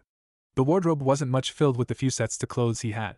The kitchen, dining room and the bathroom were almost the same as before. After all, he was traveling constantly, so the stuff to be carried was just the essentials. I would have to ask Gigi about that. I don't exactly know many shops around here, and I don't have the kind of money with me either that would be required to buy these kinds of stuff, Naruto said with a hand on his chin to no one in particular. This was expected, as throughout their travels all the financial tasks were attended by Shizen alone. Naruto was too young to do this kind of work, and Tsunade, well, she'd gamble it away when she had the chance. He changed into something more presentable, as he couldn't just roam around in pajamas. He had gone to check the clothes that he had wore during the match, and well, he was right. Those weren't in the condition to be worn anymore. He had to get replacement clothes as well as a few extra pairs. He went to the wardrobe and put on the usual white t-shirt with the orange jacket and black pants. Tucking the pouch with the ninja tools around his hip, he was now ready to move. Given that the seals were so tough, he didn't have to worry about anything being damaged or stolen. No civilian had the balls or skills to break through the barrier. And he didn't think any ninja would have a reason to break into his house. Yeah, shinobi hated him too, but they were disciplined enough not to indulge in any unlawful activities. The punishment for a shinobi was tougher than that of the civilians, since the shinobi were comparably privileged and were expected to uphold the law and order, not break it. Scene break and time skip. At Hokage's office. The Hokage was busy sorting out the piles of paperwork that was scattered on his desk as well as around it. Sometimes he wondered if using a cat-on jutsu to burn it up would do any good. But Kami knows how, he would get an equal amount the next day he'd come. He heard a knock at the door. Not expecting anyone at this time, he raised his guard a bit and ordered the person to come in. The door opened and an all-familiar face characterized by whiskers came into view. The Hokage was immediately relaxed that it was just Naruto who came to see him. I'm sorry, I hope I'm not disturbing you," the boy meekly said with a smile on his face. He had already sensed the presence of ANBU bodyguards around. 2 behind the bookshelf, 1 in the attic, and 1 under the couch. How weird, he thought. Oh, don't worry about it. You can come at midnight in my home and still find me surrounded by these things while I'm busy dreaming of finally finishing all this paperwork. the Hokage said, half laughing and the other half with frustration. Naruto tried to fake laugh, having little idea what the statement referred to. Anyways, why are you here? Is it about something important? Hokage said, sensing his obliviousness. No, nothing that important. I just had to ask about a few general issues. Naruto said, clarifying that there was no necessary or urgent issue for which the ANBU had to be sent away and privacy seals to be activated. The Hokage nodded in acceptance and waited for his further queries. You see, I recently shifted into the new home, as you already know. And I have to buy a few things that would be needed since much of the old household stuff is unusable now. And as you know that, there won't be any time for these things after this week, so I was wondering if you could send someone who would be able to help me get all the things or maybe send them over? Naruto said, carefully not to reveal any sensitive information about the upcoming training.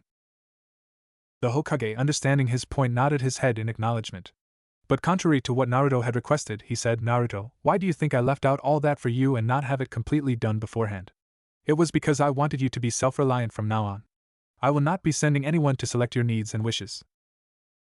He knew that Naruto would have been dependent on the other two during his travels.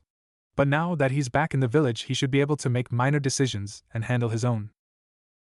Oh, okay, I guess. So what should I do then? I don't have any money right now, nor do I know many shops like that around here. Not to mention that I'll be needing someone to shift the things inside, and I don't think anybody would be willing to do that for me. Naruto said, quoting out his problems. Okay, listen closely. First, do you have a list of what you wish to buy for your home? Hokage asked. Naruto momentarily mentally facepalmed, having forgot to write down whatever he had in mind, and moved his neck to the sides quickly in negative. So first thing you have to do is make a list of whatever you want and look out for the required shops in the market. Once done, come back here. I'll then provide you with an alternative ID for your henge, so just give a picture with the details right now to the secretary outside. That solves your problem of help you'll need from the workers or shops. Lastly, money won't be an issue since we're not going for luxury but just the basics, which will be arranged easily. I'll meet you in 3 days and then we can talk further about it. That should be enough time to cover all of the required tasks. Does that solve everything, or you still have something left? The Hokage explained. No, of course not. That would be alright. I'll make sure to do all tasks and meet you in 3 days. Naruto replied enthusiastically. He already knew that money was equally important of an asset as everything else was. So using it effectively was another skill he had to develop, even if there was enough to spare at a particular time. Hiruzen pulled out an envelope and handed it to Naruto. Whatever essential items you may need for the next few days would be easily covered with this amount. Anyways, you won't find it that easy to make out a list. These kinds of things are suited to women. It's like they have a knack for it since they are born. Huh? Naruto tilted his head in confusion. Never mind. If that's all, you may leave, Hokage said with a sigh. Yes, and good luck with whatever you were doing, Naruto said as he ran away. Hiruzen looked at the piles of paperwork around the desk and swore that he had completed half of it before Naruto came. He exclaimed to nobody, how the hell these things just grow in size automatically? Only a few suppressed ANBU snickers could be heard. Scene break and time skip. Naruto was walking around in his home with a pen and a notepad in his hands. He was beginning to feel a little frustrated since many things didn't come to mind at once when generally looking for them. He was roaming around room to room looking for anything that was required so he won't have to make trips to the market every now and then. But everything looked so empty, there wasn't anything that came to mind to fill that much. He remembered the Hokage telling that it was better done by a girl or something like that. But he wasn't having anyone help anytime soon. Should have asked Shizune-chan while she was in the village. It would have been a piece of cake, thinking he was about to scream mentally. I guess I'll just write them up as I feel the need to use anything and it's unavailable, he said, not so confidently since there were a lot of things which might not be needed in 2 or 3 days. Exasperated, he threw the notepad on the bed and thought about going out for some fresh air which might get his mind working again. The balcony wasn't enough space and he didn't want to sit idle anyways. So he went out to explore the village further.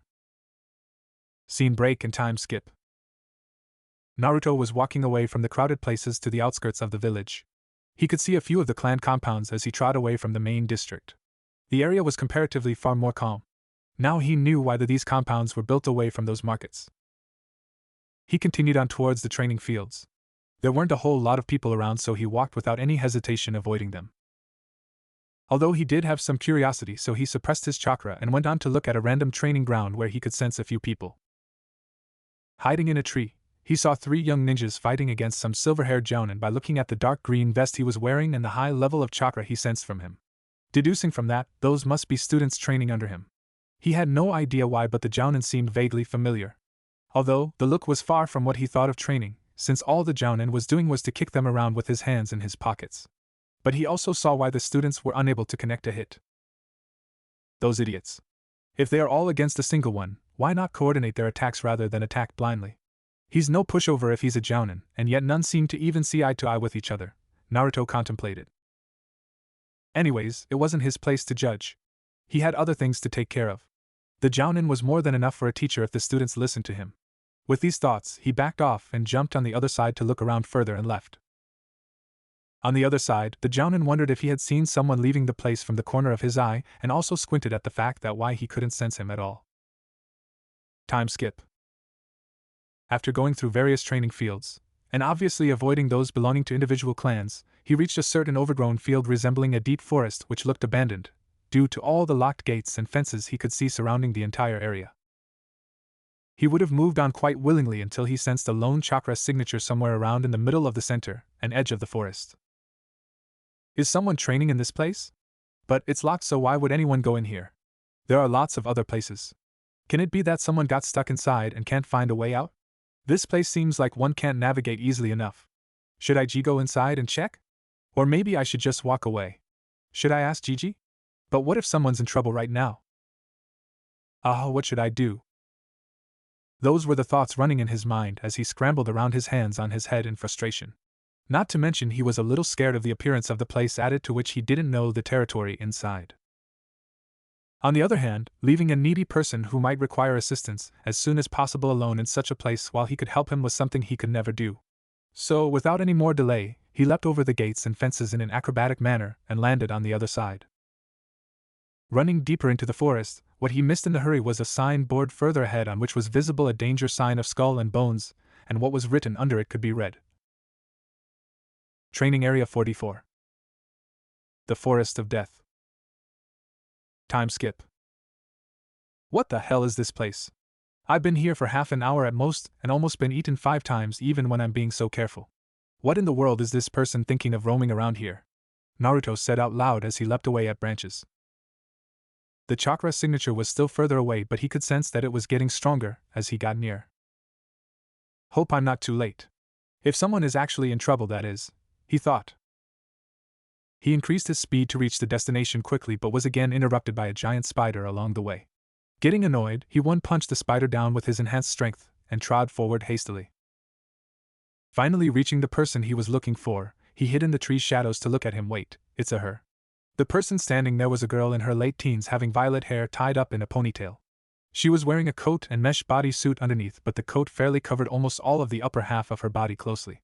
She had a leaf headband over her head. He decided to approach her warily, but was surprised when he sensed a similar chakra behind and a kunai was on his neck before he could turn.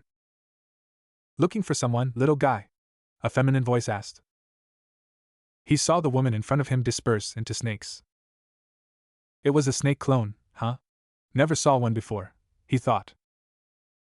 How did you know I was here? He asked. Well, I can sense people now and then. Although you're just a little brat, so you won't have any chakra at all.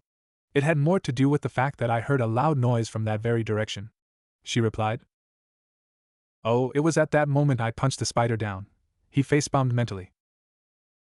He thought of the options he had at the moment. Either he could elbow the girl fast enough and then engage in a fight, or simply surrender and talk nicely. Given that she was roaming around here in this place crawling with all kinds of deadly creatures, she was no joke. But most importantly, she was a leaf shinobi, and that was enough to give her benefit of the doubt. So he chose the latter. I was looking for you. I mean no harm. I'm a little scared of it right now, so could you please remove this kunai from my neck? He asked politely. The girl made no movement for a few seconds, but then removed the kunai, guessing no harm could be done before listening the matter out clearly. He was just a young boy after all. Okay, but if you want to talk, let's sit someplace, she said as she jumped down. Both of them sat near the base of the tree while the girl demanded why he was after her. I was roaming around the training ground but sensed a single chakra signature here. I thought somebody could be in trouble, so I may be able to help, he explained. So, you want me to believe we're able to sense my chakra from far outside the fences? What are you, 9? 10 at most? Sensory ninja are a different class altogether. Most Chunin can't sense that far. Who are you kidding, brat? I thought you just entered by mistake and were expecting someone to save you, she said. No, I did come here in case you needed any help or something. And don't underestimate me just because of my age, Naruto retorted a little offended. Calm down, brat. Well, I guess I can't deny the fact completely since you managed to walk through the forest while you look mostly unharmed, she said, eyeing him. Humph, he just said, turning his head sideways. Okay, I never got your name. Care to share? She asked rather nicely, which seemed a little forced. Naruto Uzumaki. I hope you'll tell me yours too, he replied. Anko Midarashi. Nice to meet you, Naruto. Wait, aren't you that kid who? She stopped mid-sentence. It's alright. I know what that's about. Nice to meet you, Anko-san, he said. They made small talk about things here and there. He got to know that she was also like him, as some villagers treated her badly too, although not to an extent as much they hated him. It was because of the snake Sannin that she was put under guidance of a long time ago. She was thus also mocked as the snake bitch due to the curse mark he had used on her. That's why she roamed around here since she was young, because no one dared to step foot in this forest, and she was well acquainted with the surroundings. But now she was a Chunin, and no one dared to mess with her. She was empathetic towards him, that's why she did start to like to talk around him. So why exactly were you taking a stroll in the middle of the day here? She asked. He rubbed the back of his head sheepishly and told her about the list he had to make to manage his home. Also how he miserably failed to do so, in the first attempt at least. So he went outside to explore and get some fresh air. What? That's nothing to be worked up on. If you want, I'll be glad to help, she said. Naruto was momentarily relieved that someone could help him, but still wasn't sure if she was trustworthy enough to be shown his home. She picked up his hesitation quite easily and thought of the only way to gain someone's trust, that is, to put your own trust in them. She motioned him to follow as she said, "Come on." Naruto was not sure of what to do but decided to go along as long as there wasn't any danger. Not far from the place where they were originally, she stopped in her tracks where two giant trees stood closely while their roots were intermingled above the ground. Not easily visible, there was a hut that was built rather unprofessionally, using the tree roots as foundation and using wood around them. As they neared it, Anko opened the gate and asked Naruto in. He was surprised to see that it looked cozy on the inside. Also, it was rather impressive as it was decorated and also well organized. He was a little ashamed that he couldn't even figure out a simple list while she seemed to have used up every corner of the space effectively. Welcome to my heavenly abode. This is the place I come to rest and relax where no one disturbs me. It is like an oasis in a desert, an island in the ocean, a mountain between the clouds, whatever you may call it. I don't like my house in the village that much, so I spend a lot of time here in this place, she said. Wow, this is awesome. Can I come here sometime again? He asked. Sure, but only when I'm around. I don't want anyone sneaking around my house, even if it's you. And you told me you can sense people, right? So make sure no one follows you. You can count the number of people on fingers of one hand who know about this place, including you, so be extra careful, she said. He nodded readily. This house, unlike his own, had no security seals involved. It was probably because this forest itself was far more dangerous than any seal. A civilian would be eaten within 5 minutes of entering this area, if he's lucky enough. Naruto also felt reassured that he could trust the girl enough if she was willing to share her secret with him. In any case, he knew he did need some kind of help to be able to make that list. Anko-san, would you be able to help me out a little?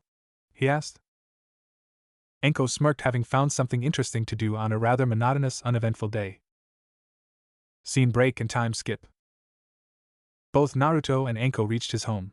Anko waited for him to unlock the door but barged in right before him as she was getting impatient, since he had to henge into a civilian and they couldn't cause attention. Also, he had to buy the groceries to cook lunch. Casting off the sandals aside, Anko ironically took her time, as if speculating each and everything that could be used to make the place lively. Naruto quietly followed her, wondering what could be done by watching empty walls and cupboards. After what seemed like eternity to Naruto, Anko finally concluded up whatever she was doing and faced him. They were currently in his bedroom. I must say, kid, you have got a great apartment for just yourself. But what it lacks is liveliness. It's so depressing. I've seen prison cells better than this one. You're lucky I'm here. Don't worry, just grab a pen and paper and write whatever I say, Anko said.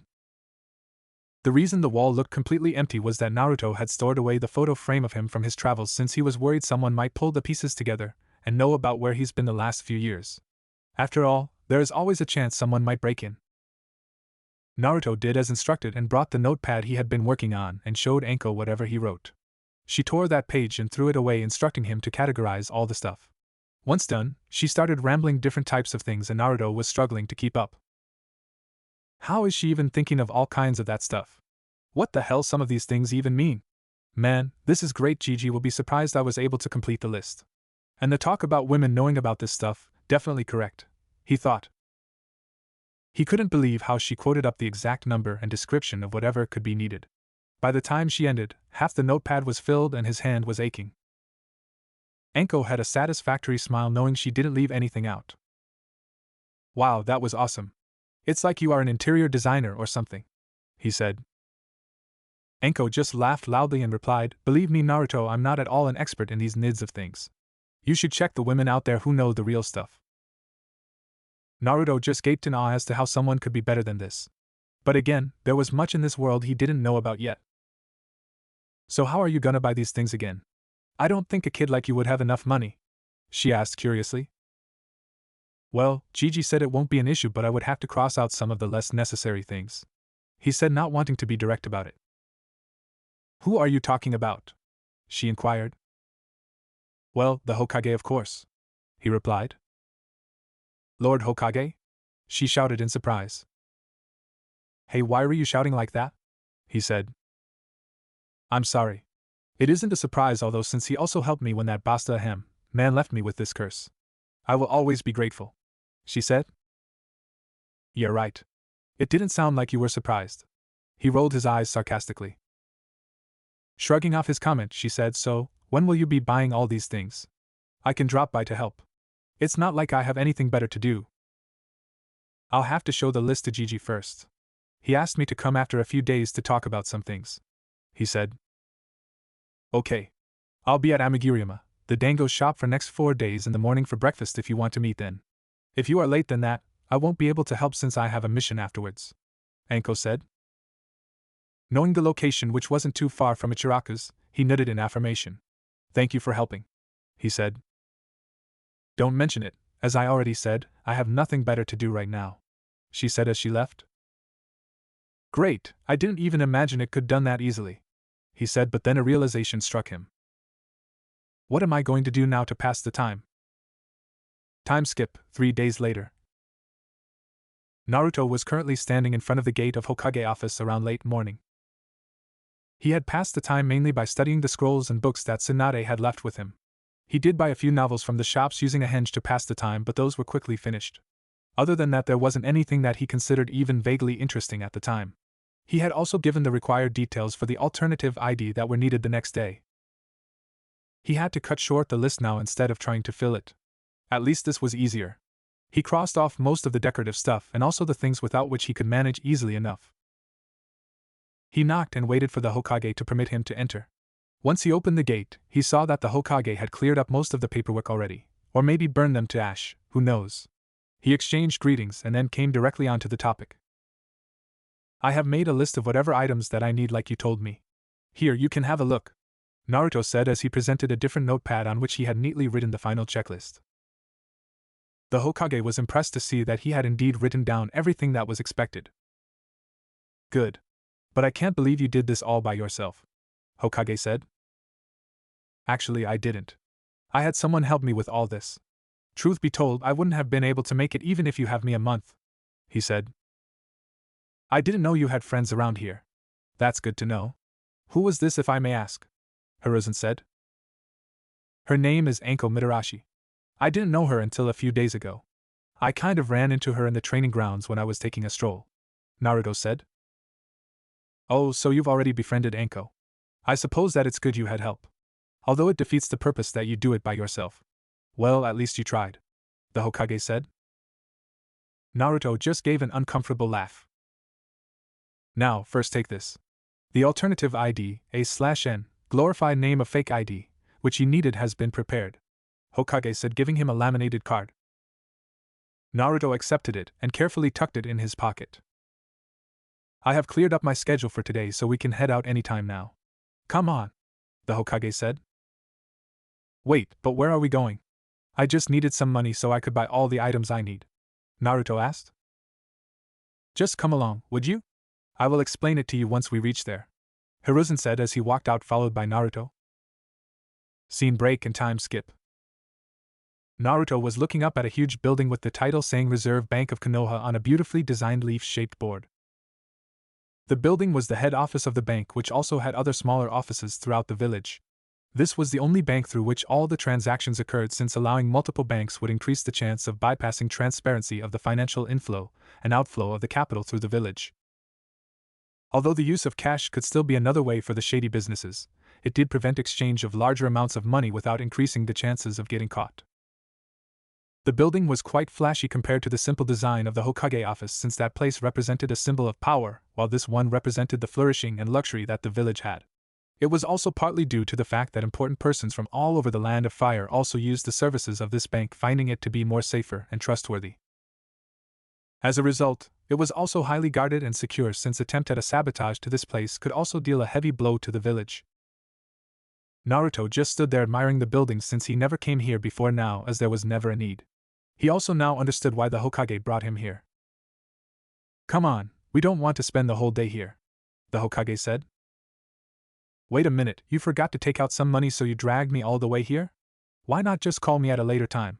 Or maybe send someone else to fetch it? Your Anbu? Literally anybody else? Naruto accused. It isn't what you think. Just follow me and halt your questions for a while, he said, ignoring the questions as he entered the building through the glass doors, followed by Naruto.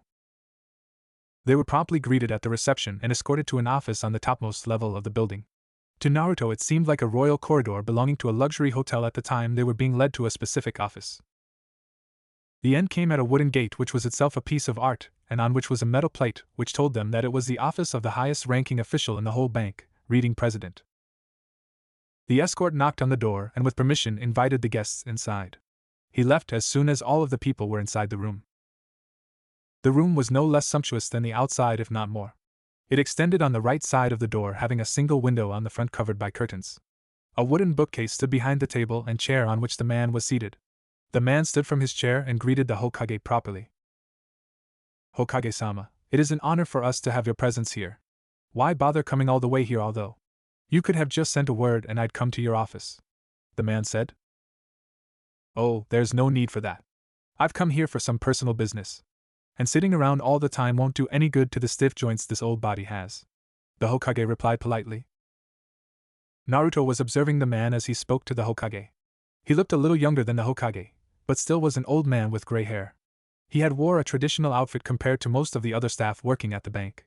It was probably due to the generation gap, and he still preferred conventional garments. His posture was straight yet respectful while talking to the Hokage. And who else do I have the pleasure to make acquaintance with today? He said, looking at Naruto. Ohayou gozaimasu, Aji-san.